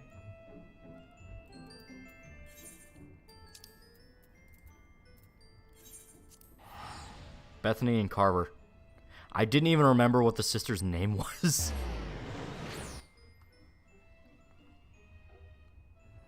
Only played Origins, get up to the Dwarf City and stop playing. It is kind of a filter, not gonna lie. The Dwarf Kingdom is a little bit of like a... The idea behind it is interesting, but going through the ruins of like the Darkspawn Caves is like way... There's a lot of moments in Origins where one segment goes on way too fucking long. Is there caterpillar legs in Armor Core? I'm not far enough in, but maybe. I think they showed it off in some of the press stuff. They can get like tank treads.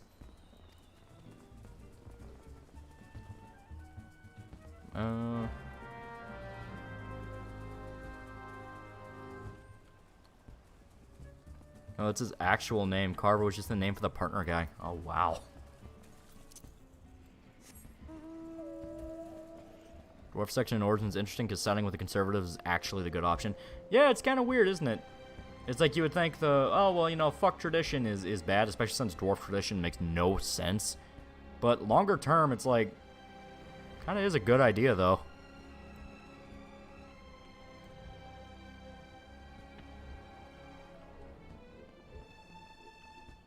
Like I said, the political intrigue in Orzammar, especially if you're a Dwarf Warden, is really dope, but fuck the Deep Roads. Yeah, the Deep Roads are annoying. He's named after the knight that helped Hawk's dad escape the Circle. See, I don't care about the lore of Dragon Age 2, so I'm gonna immediately forget that's a thing. I mean, you can get in and out, and you know what, if you're a dwarf, yeah. But I never play the dwarf.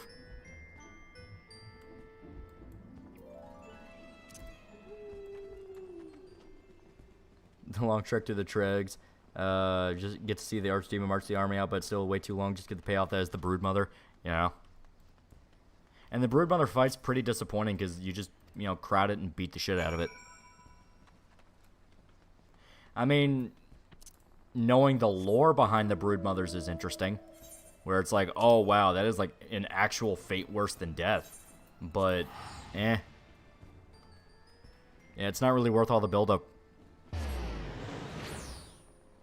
Ever release a bunch of little dung beetles in your backyard and watch the little fuckers roll around? No, we don't have dung beetles around here.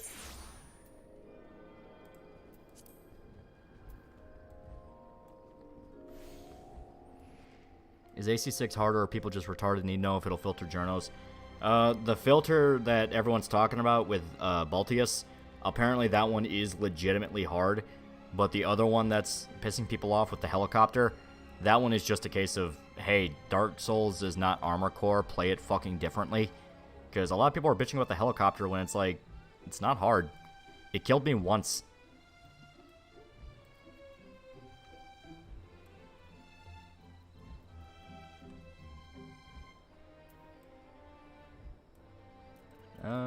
Human male warrior peak gameplay. My big issue with Origins is that to play a human, you have to play the noble background, and I fucking hate nobles. I don't want to be a noble. Let me be my Gutslarp, my unknown backstory guy. You know, the maybe even a barbarian, that kind of thing. It's like I'd rather be a king by my own hand than have to rely on my faggy bloodline. Mage Origin for life. I spit on your discount X-Men Harry Potter fanfiction. Tui. Spit on you. It's like, oh, you can summon fireballs from your hands. Ooh, so impressive. So impressive.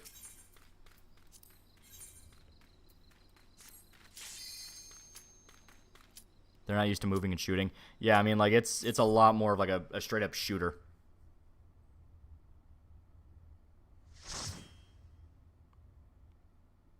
Fucking Haley got saved from my sword because of a fucking out-of-bounds barrier. Yeah. I died to the helicopter once. That was only because I was getting used to how AC plays. Yeah. That's basically how it was, where I'm just like, okay, I've not touched one of these games in a long time. Mage, all the fuck you know, all the way, fuck your dumb swords. What you have in intelligence, I put into swole. You're all like, ooh, I'm so book smart, and I'm like, I'm man smart. I'm fucking man smart. I'm the smartest man. Also, you survive by impregnating the goth chick. You do. Canonical.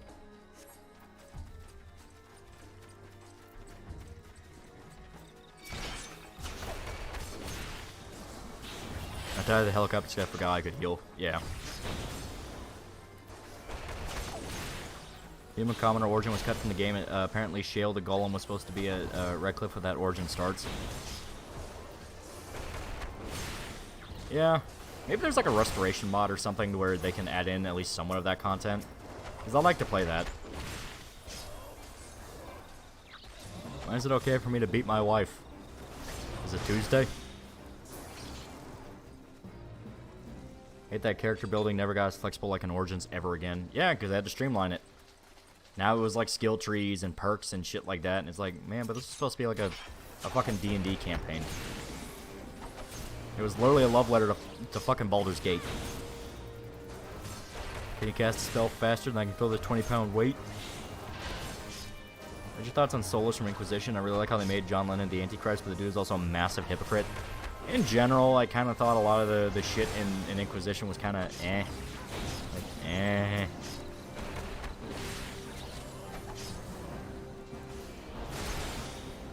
Like, not a lot of it fucking...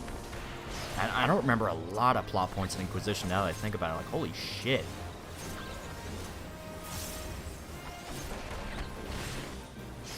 Streamline's just dev speak for dumb it down. Yeah. Sometimes it is necessary. Other times it's just flat out, no, you just think people are that dumb.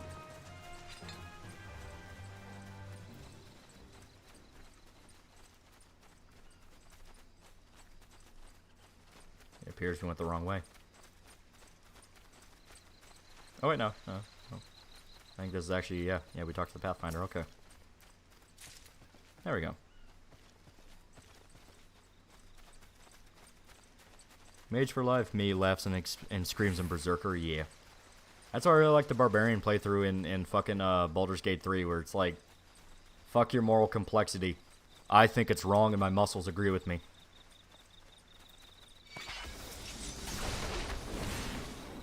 It's like the one mage faction in fucking Morrowind, where like if you win, it's just because your argument was stronger than the other guy.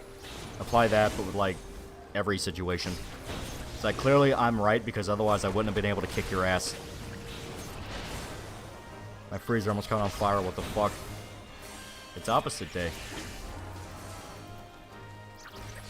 Solus revealed to essentially be the elven equivalent of Loki, and his goal is to basically genocide the world so they can get rid of the stuff that keeps the Dalish elves slaves.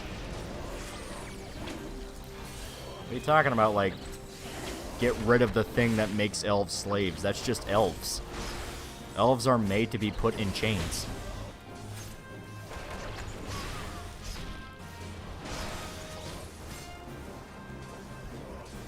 Elf Riora was all the rage in Dragon Age. I spit on your elves.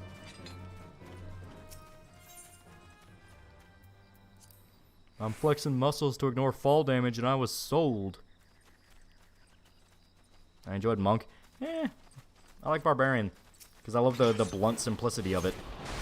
If someone pisses me off, I threaten to kill them.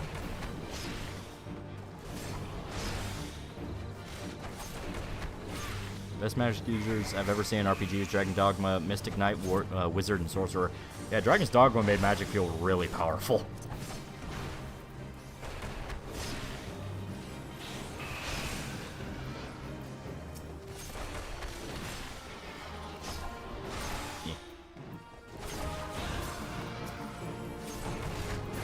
You know what? Middle ground is my favorite fighter. Mage is always fun and cool. Yeah, some people kind of like being able to do both. I think they call them like sword wizards or something. Where like, yeah, they can use magic, but they're also kind of a warrior too. Anything that Inquisition adds to the lore was just meh or unnecessary. Looking at you, Bull. Yeah, I mean, Inquisition was kind of the big example of EA-funded Dragon Age game where they couldn't make it too fantastical because people would be weirded out. They couldn't make it too this or too that. Like, Dragon Age Origins had more of a horror vibe to it, where like the Darkspawn were legitimately disturbing and fucked up.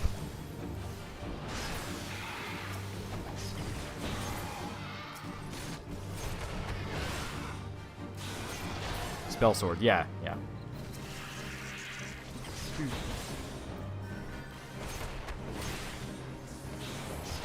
Origins felt apocalyptic. It did. It genuinely felt like you were saving the world. I still hope for my dream fantasy game of Harry Potter and the Yugoslav War Tribunal. Isn't that just Stalker? Also, the Grey Wardens are MIA because reasons. Yeah. Like, as much as they talk about how important Grey Wardens are, they never show up post-Origins. They show up a little bit in 2 just for them to go, yeah, we're not going to help you, and then they just fucking vanish.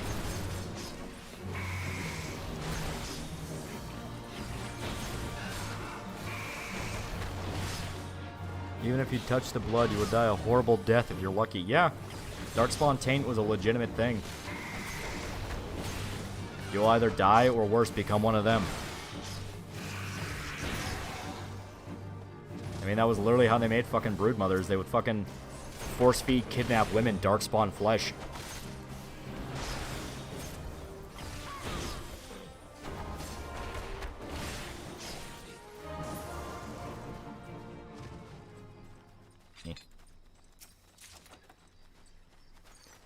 All the Grey Wardens went to a pilgrimage to find their own witch waifu. Yeah.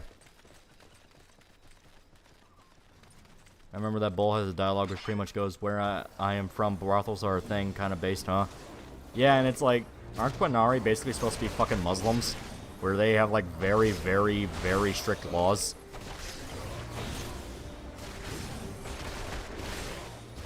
They sort of appear in Inquisition, but that was more due to Blackwell's story. That, and if you have prior save, you get stuff from the player in Origins. Ah.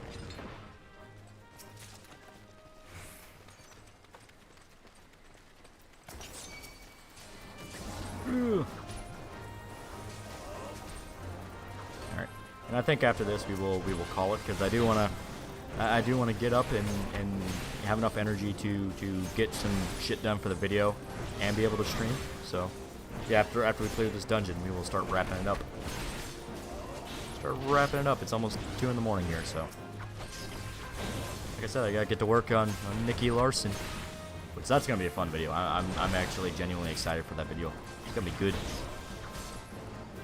Quinara was unapologetically Ottoman Empire. Yeah, like I said, it's meant to be like a very strict culture, and there were some allegories to like Islam.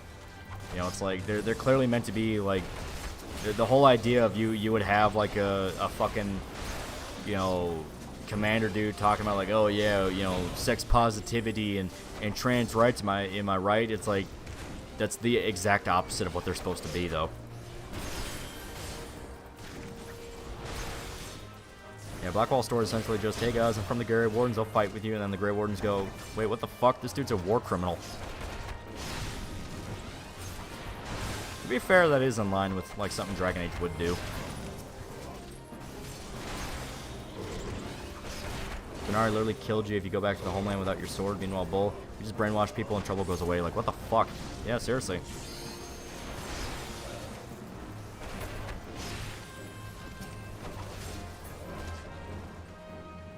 Durka Trunes, yeah. Got some cool stuff here. It's not the coolest, but a Baron Potato Sack. Okay. SJWs do be glorifying Islam for some reason, though. I think when they made the fucking Quinaris in Inquisition, they genuinely didn't know or give a shit. Same with 2. Like 2, they were more like Vikings.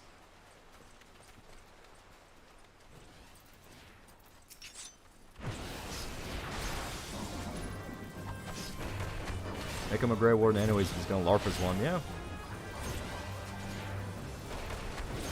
I never ever touched the elf girl in Inquisition. I regret nothing. Yeah. She's annoying, she's a bad person, and they made her ugly on purpose.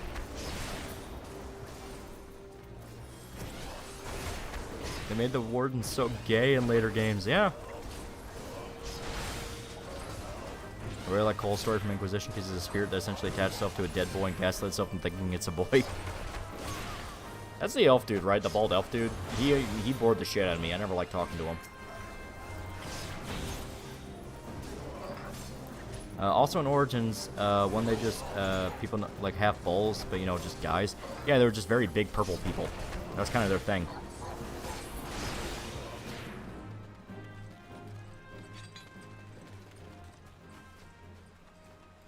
Okay. And this way. No, that's Solus. Wasn't Solus also possessed, though? How many people were possessed?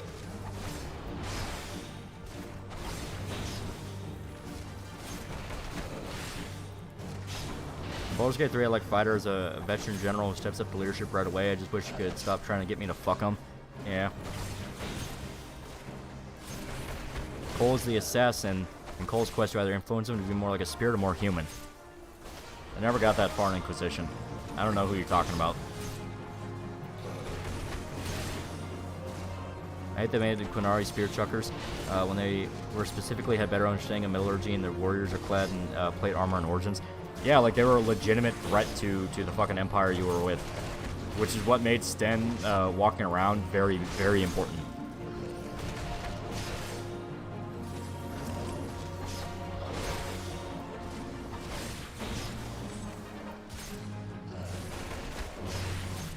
Your hotbar hurts me. See. The more you people complain, the longer it'll stay. Solus is the super powerful elf god, the Drell wolf, whatever. Okay. He also bored the shit out of me, and I didn't like talking to him. There's a lot of people in Inquisition that can be described as they bored the shit out of me, and I didn't like talking to them. Quinari literally have firearms and gunpowder.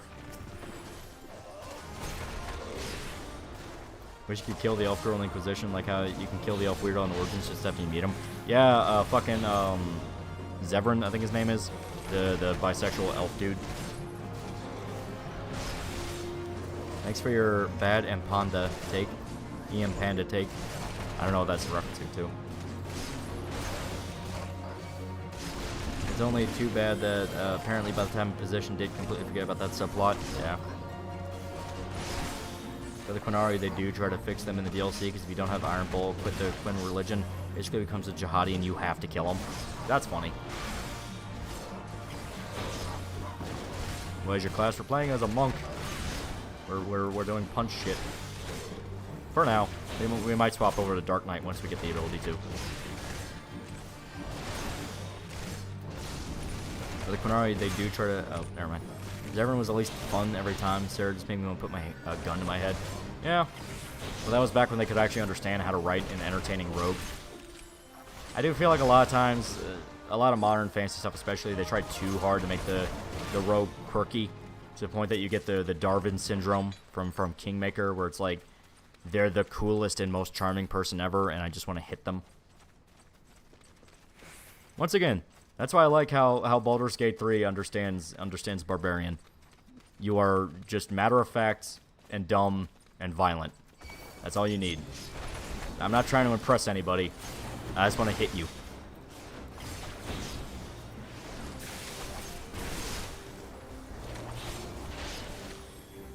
Oh god. AoE. Goddamn salamanders. Ollie made a Casca bunny and are going down the One Punch Man route? Yeah. Kinda hate this dungeon. It's okay. I say, the Realm Reborn's kind of the weakest part of the fucking game.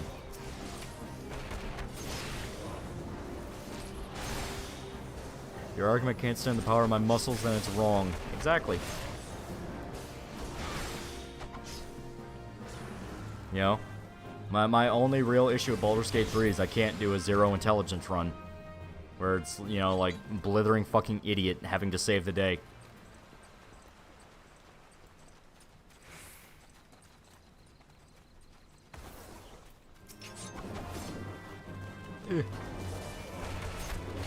Based Fallout 1, Fallout 1, 2, New Vegas, Arcanum.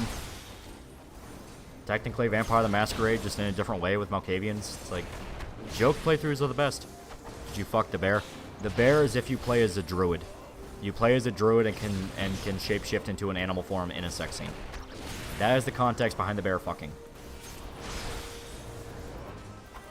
You're gonna need a Tartarangle companion. Well, that's just the burst of the party. You know, it's like, hey, you probably shouldn't threaten to murder that king, and I'm like, fuck you. I got away with it.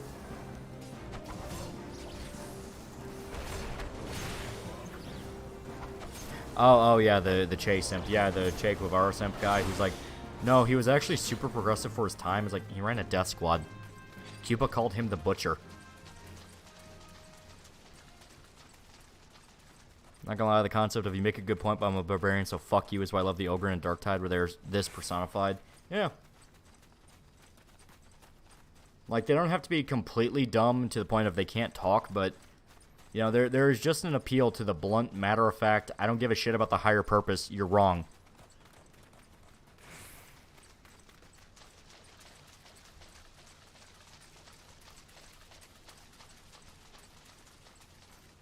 Ugh. Che loved black and gays. Yeah, all those Cuban people that lost family members sure thought so. He loved putting them against walls. King bad, smash. No, but king bad, smash. Oh, fuck. Oh, fuck it, go. Smash the king. Yeah. You hurt people for no good reason, I'm gonna hurt you until you have no reason. Yeah, exactly. I may not be a smart guy, but I can tell you're wrong. Bonk. Yeah. Well, that's why I really liked, you know, I played, yeah. I played, the intro, and you have the part where you have to get Shadowheart out of her fucking, capsule. And I love the fact that, like, every character, when you try the check, is like, hey, you physically can't rip open that capsule, it's magically sealed. And then you do it anyway. It's like, don't you tell me what to do. It's like stupidity overriding common sense. The best part.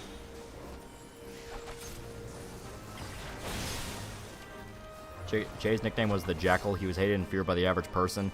They try to say he helped in Africa, completely ignoring the fact he was doing it in his own interest. He didn't care. Yeah, he was just there to spread communism. He didn't give two shits.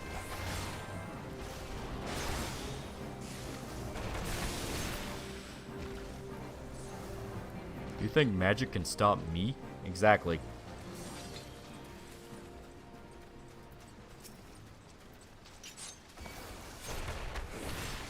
Favorite build in Dungeons and Dragons? Like I said, I like the barbarian. I like loud, angry barbarian.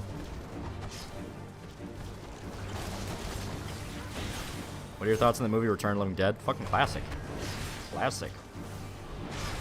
And made in it takes place in the great state of Kentucky, in the great city of Louisville. Jay literally shot people from his balcony because he was bored. Yeah, but he likes gays, though. Yeah. It's the most, like, blatant fucking common romanticism of a dude ever. Where it's like, hey, a lot of people outright said that he killed their family members. And it's like, oh, well, of course I'm not going to believe just you. It's like, okay, but everyone else, it's lived experience. Alright. You mentioned how Baldur's Gate 3 romances are really quick to get into, but for some of them, that's the point, seeing as they want to fuck you to either take advantage of you or kill you.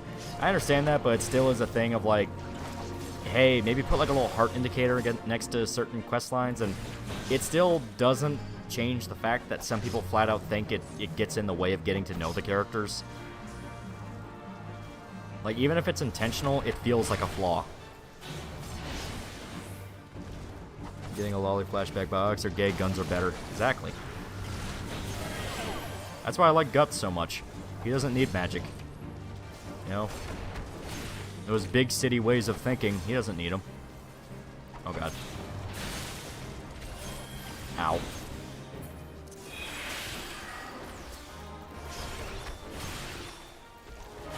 Lived experiences only matter if I agree. Yeah, there you go. We're gonna add a barbarian called Loli in my Baldur's Gate 2 game now. There you go. Speaking of Louisville, you heard of a woman who was literally chained to a pole? Yeah, and that happened before. So people stole like one of the big stone horses that were around the city, which is impressive because those things are fucking heavy. Like they unironically weigh like a ton. Can Guts even read? That is a genuine question. Can he read? Return of the Living Dead conceptually is the most terrifying zombies. They're pretty fucking freaky. You know, it's like they can talk. They're aware of what happened to them. They're in constant pain. It's like, oh god. How's your grind going? We are currently level 34. But that's only because we're level locked.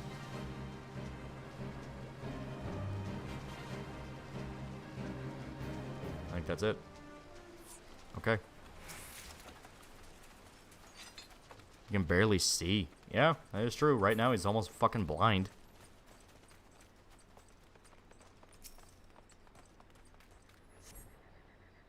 Do barbarians need to read when he can just smash? That is true. I mean, we say that, but Conan was, like, unironically well-read. Like, he actually was very smart. Howdy Doodly, Champion Diddly Doodler, $5 to catch Noel talking about Dick Masterson today? Yeah. Yeah. That whole scenario is just not, it's not destined to end well for anybody.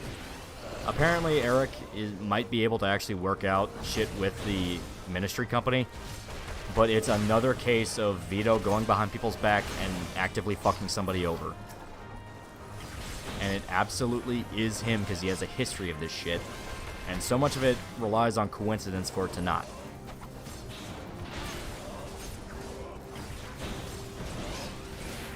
Conan was also deathly afraid of magic. Yeah, because it was unnatural and weird.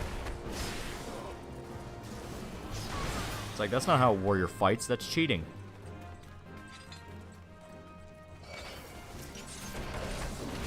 Least favorite build in RPG? Probably healer. Healer's always pain in the ass.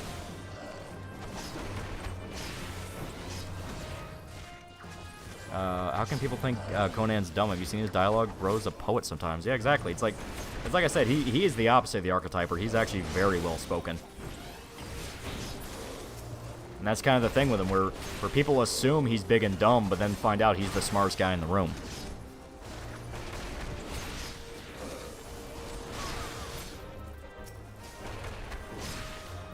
Have you played Armored Core 6? Yeah, I started it today, and it's very fun. Very good. He was bronze and brains. He needed to get his kingdom. I was partly through the first book, and he was far more aware of his surroundings than his allies, thieves, and assassins. Yeah.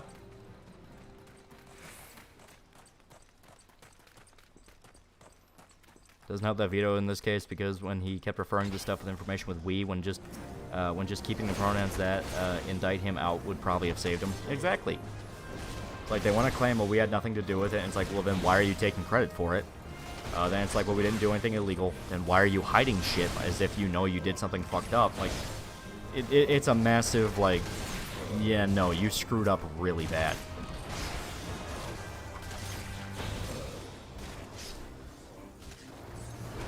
I hate the argument that both parties are bad and excuse is the other side doing really shitty things like Vito. That's the thing, it's like, Eric is kind of obnoxious with his comic, and some people think the comic is mid. There's a difference between that and trying to get him fucking sued. Like, people don't seem to understand there is a weight to certain actions. You know, tapping a guy on the shoulder is different from punching him in the head. Guts is street smart, not book smart. Yeah.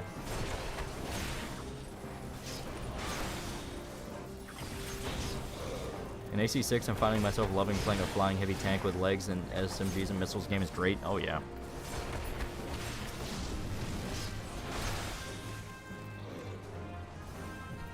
To paraphrase Max G, witches are scary. They can make your dick rot off. He's not wrong. He is not wrong.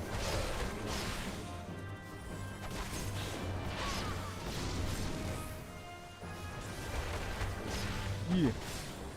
Still trying to get everything to level 90. It's a pain. Oh, yeah.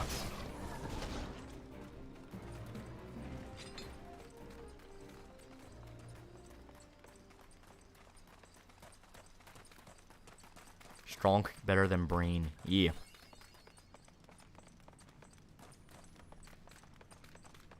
She turned me into a newt. But you're not a newt.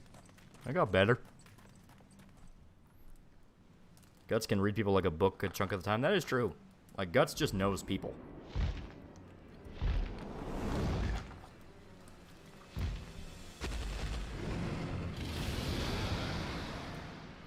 Alright, now we go fuck up this dragon. Attack! Is AC6 good to get if you never played an Armored Core game before? Yeah, I think so. I don't think there's any reason why it wouldn't be. Hi Doodly Champion Diddly Dooder, $5. I had my brother snap at me when I didn't like Dick Mashing last week, and he responded with what cause he didn't like a comic. It's not the fact he didn't like a comic, it's the fact that, like, hey, don't, like, actively try to get somebody sued, you fucking asshole.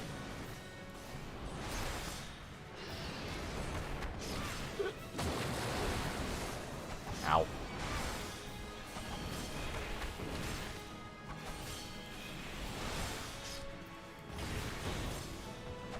His patches in AC6, I remember him being in other AC games. I haven't gotten there yet, but maybe. I always like how Serpico and Guts silently watch each other. Yeah, they're feeling each other out. Yeah.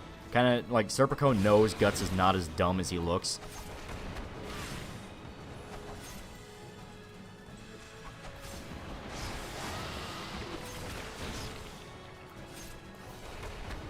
To be fair, Guts' ability to read people probably comes from being an exceptionally good swordsman. Yeah. There we go. You know, he be a mercenary as long as he has, and you kind of have to figure out people and how they work. If you could pick any superpower, which would you get?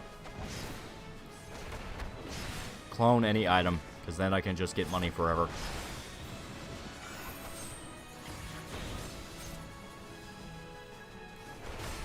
I think Vito is just salty that he got pushed out of the group of personalities because of the whole pick a side situation. Yeah.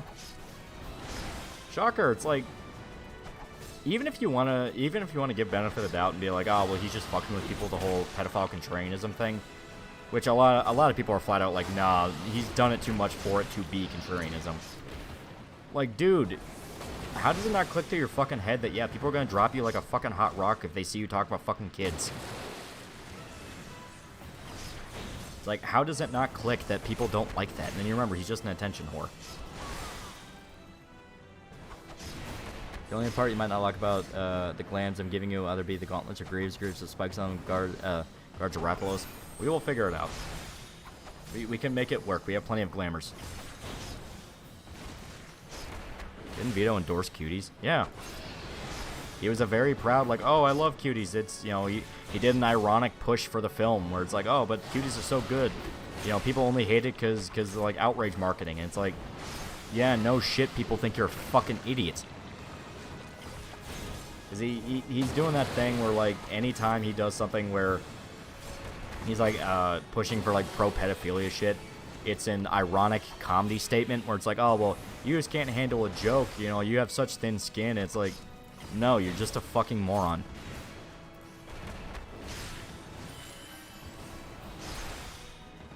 Ugh.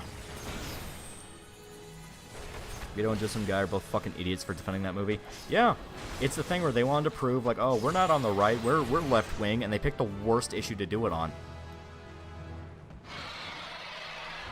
Oh, it's just an anti-insult. Exactly.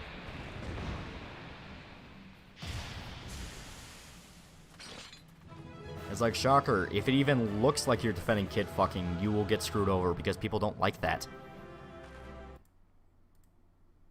It's a very natural human reaction to find it disgusting, and in turn, find anyone who defends it disgusting. Like, that's actually happened more than once when there's been, some fucking, like,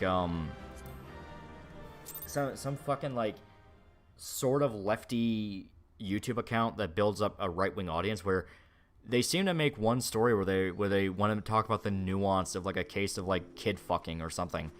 And without fail, every time they get burned by it.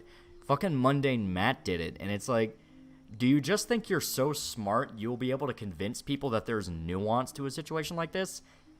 Because it's like, it's never the nuance that actually applies. Like, it's not a situation of like, hey, a 17-year-old has sex with their 16-year-old girlfriend. Are they technically a pedophile? It's like, no, that's something where it's like, that's not anybody's business. But it's always situations like, hey, there's obvious like 50-year-old men creeping on prepubescent girls. That's kind of a problem. They're like, well, don't you know the Catholic Church did too? Don't you know this? Don't you know that? It's like, why do you find this? Why do you think this is a battlefield? Like, why do you think this is a battlefield? All right. So that guy that wants to give us stuff, we are currently in, here. Costa del Sol. I don't have to be a free speech absolutist to think the joke, haha, I'm a pedo, is suspect. Just saying. Just saying. I mean, you can absolutely do jokes, as even self-deprecating ones, about being a pedophile. I'm not one of those where it's like, oh, you would never joke about that. People will joke about fucking anything. Anything. Hang out with anybody that was in the military, and you know they will make any joke under the fucking planet. So the idea that it's always a tell-on, no, that's jumping at shadows. But when it's like Mr. Girl or a Vito, no, they're very obviously telling you something.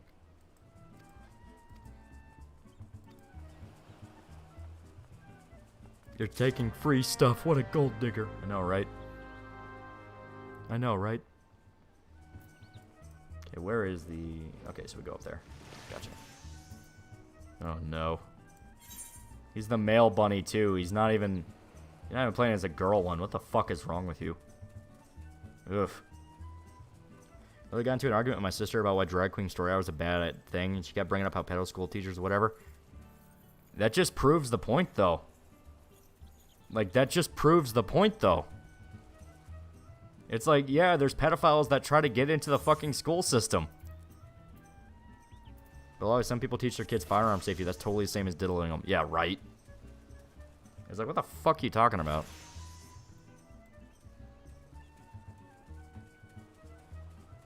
Yeah, say hello. Say hello to him. Say hello to the twink. Say hello to the twink, everybody. Bashman did a pretty good takedown the irony pedos like Mr. Girl. Yeah, Mr. Girl flat out made it his career to call himself a pedophile. Seems I cannot trade this gear. Oh, okay. It might be bound to you. If it's like really special gear, it might be bound. So that makes sense. But at least you tried. At least you tried.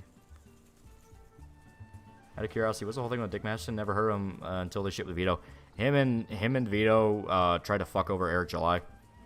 Marshmallows 2 what is a controversial food take of yours? Veggies do not belong on burgers. They are meat sandwiches. Meat and sauce. That's what you put on a burger. Enjoy your vacation, bunny man. We're gonna teleport and wrap up this quest, and I'm gonna call it because I'm getting sleepy and I gotta work on video tomorrow.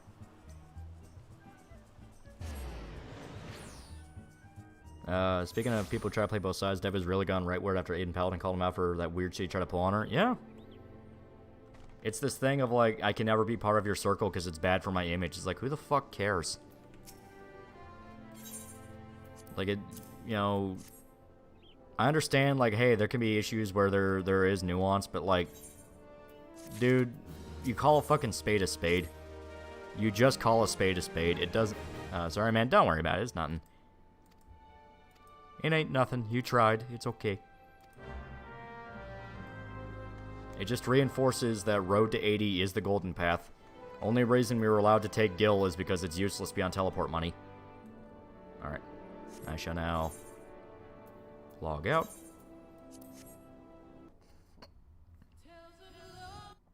Eh.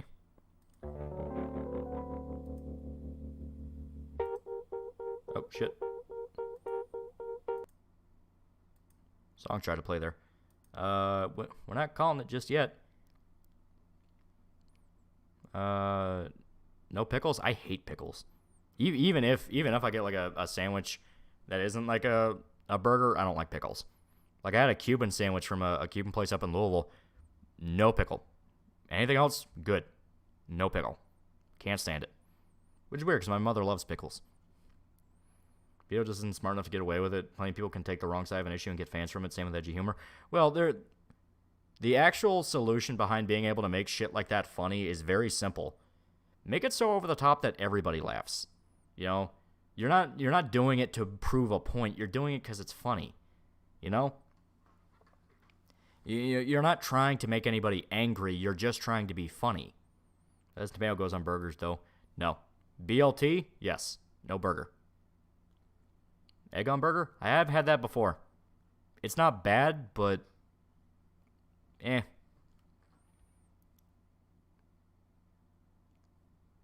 Pickle Bros, rise up.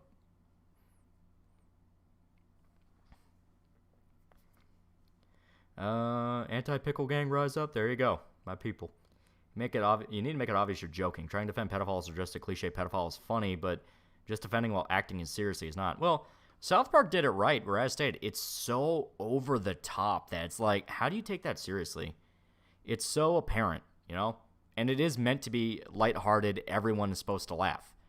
That's the entire idea behind the pedophile jokes in South Park. Everyone can laugh because it's so stupid and ridiculous.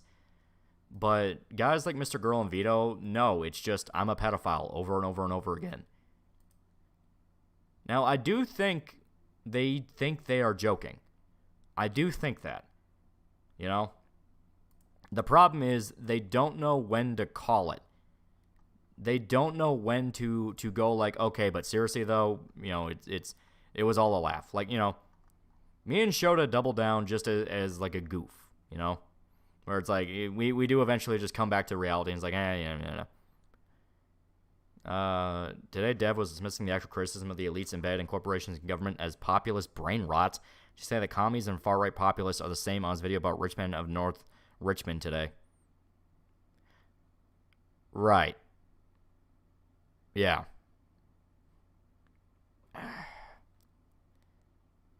The dude will never change.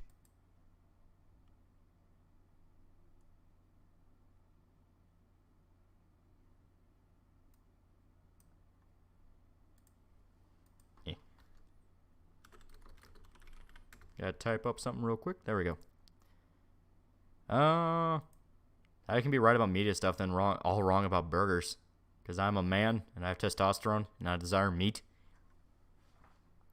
Grifter, Steven Crowder, Candace Owen, Tucker Carlson, Andrew Tate, Hassan Vosh, Carnaval, H-Bomber Guy are all grifters from BreadTube to most conservatives who all flip-flop to sell. Only thing I will say is that I actually think Steven Crowder's kind of funny. Some of his skits are genuinely kind of funny to me, but maybe it's just because I'm right-wing and I agree with it, so. But yeah, absolutely. It is a factual statement what you said. He's Canadian and has a dick girl fetish. What were you expecting? Yeah, there you go. To be fair, the last bit about being the same is out of context. That how the actual far right disavowed the singer after he said it doesn't matter where you're from. Even then, when it's far right, it's just some fucking like, you know, America First, Nick Fuentes simp who claims he's far right, and it's like, no, you're the exact same as the fucking assholes that want to censor people for making fun of them. You just claim to be on the right, even though you hate everything that's right-wing.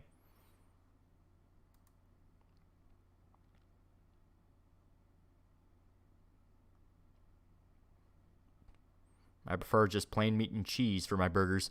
That is respectable, especially if you have something like a Kobe beef or Wagyu. Yeah, you don't besmirch that with anything. You eat that as plain as possible.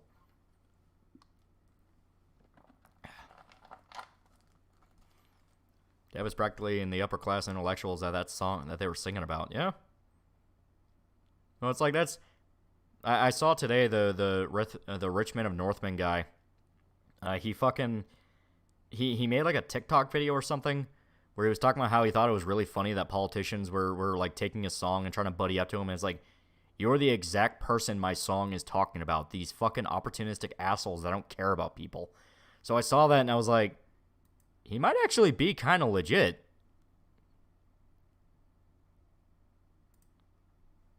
It's like, I saw that and it's like, okay, he's outwardly saying that people are trying to buddy up to him and be his friend because they like his song and use it as a message. It's like, all right, he might actually be real.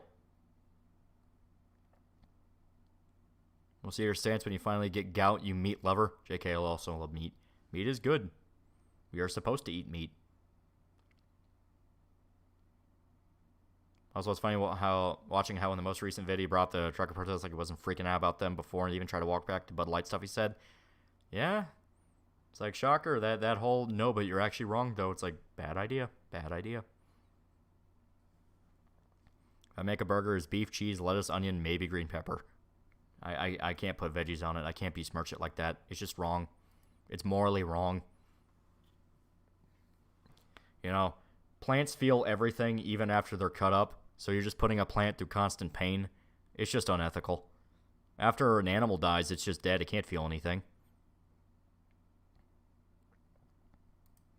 Now I want a burger at 2 a.m. Yeah, there you go.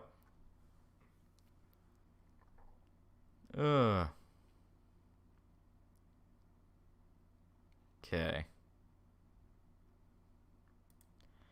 And here, I think we will call it because it's 2 a.m. here.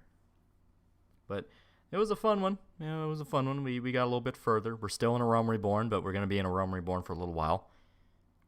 The guy who did the song worked blue collar until he was severely injured on the job. Instead of living off the system, he transitioned to a desk job at a construction firm and kept trying to make something of himself. He might actually be legit. I'm willing to be like, you know what? I don't think he's a plant. I don't think he's a Fed. I'm gonna take a stance there. Usually when I see someone pop up out of nowhere, it's like, oh, Fed, oh, he was a plant, oh, he just so happened to come out of nowhere and get all the success. I'm willing to be like, you know what? I think you're legit. I think you're legit. Gonna stream tomorrow night. That is the plan. That is the plan. And like I said, I'm working on the City Hunter video. Gonna be about an hour long. Gonna be a lot of fun. I have the entire anime, all the specials, all the movies. I still need to download the K-drama, but the K-drama is like a very short segment, so I only really need like maybe the first episode of the K-drama. And then yeah, it's gonna be great. It's gonna be great. Long ass video. Gonna have a premiere and everything. So, thanks to everybody who showed up. A lot of fun. And even the French adaptation, especially the French adaptation, that genuinely surprised me how much I liked it. It was very good. So, but yeah, see ya.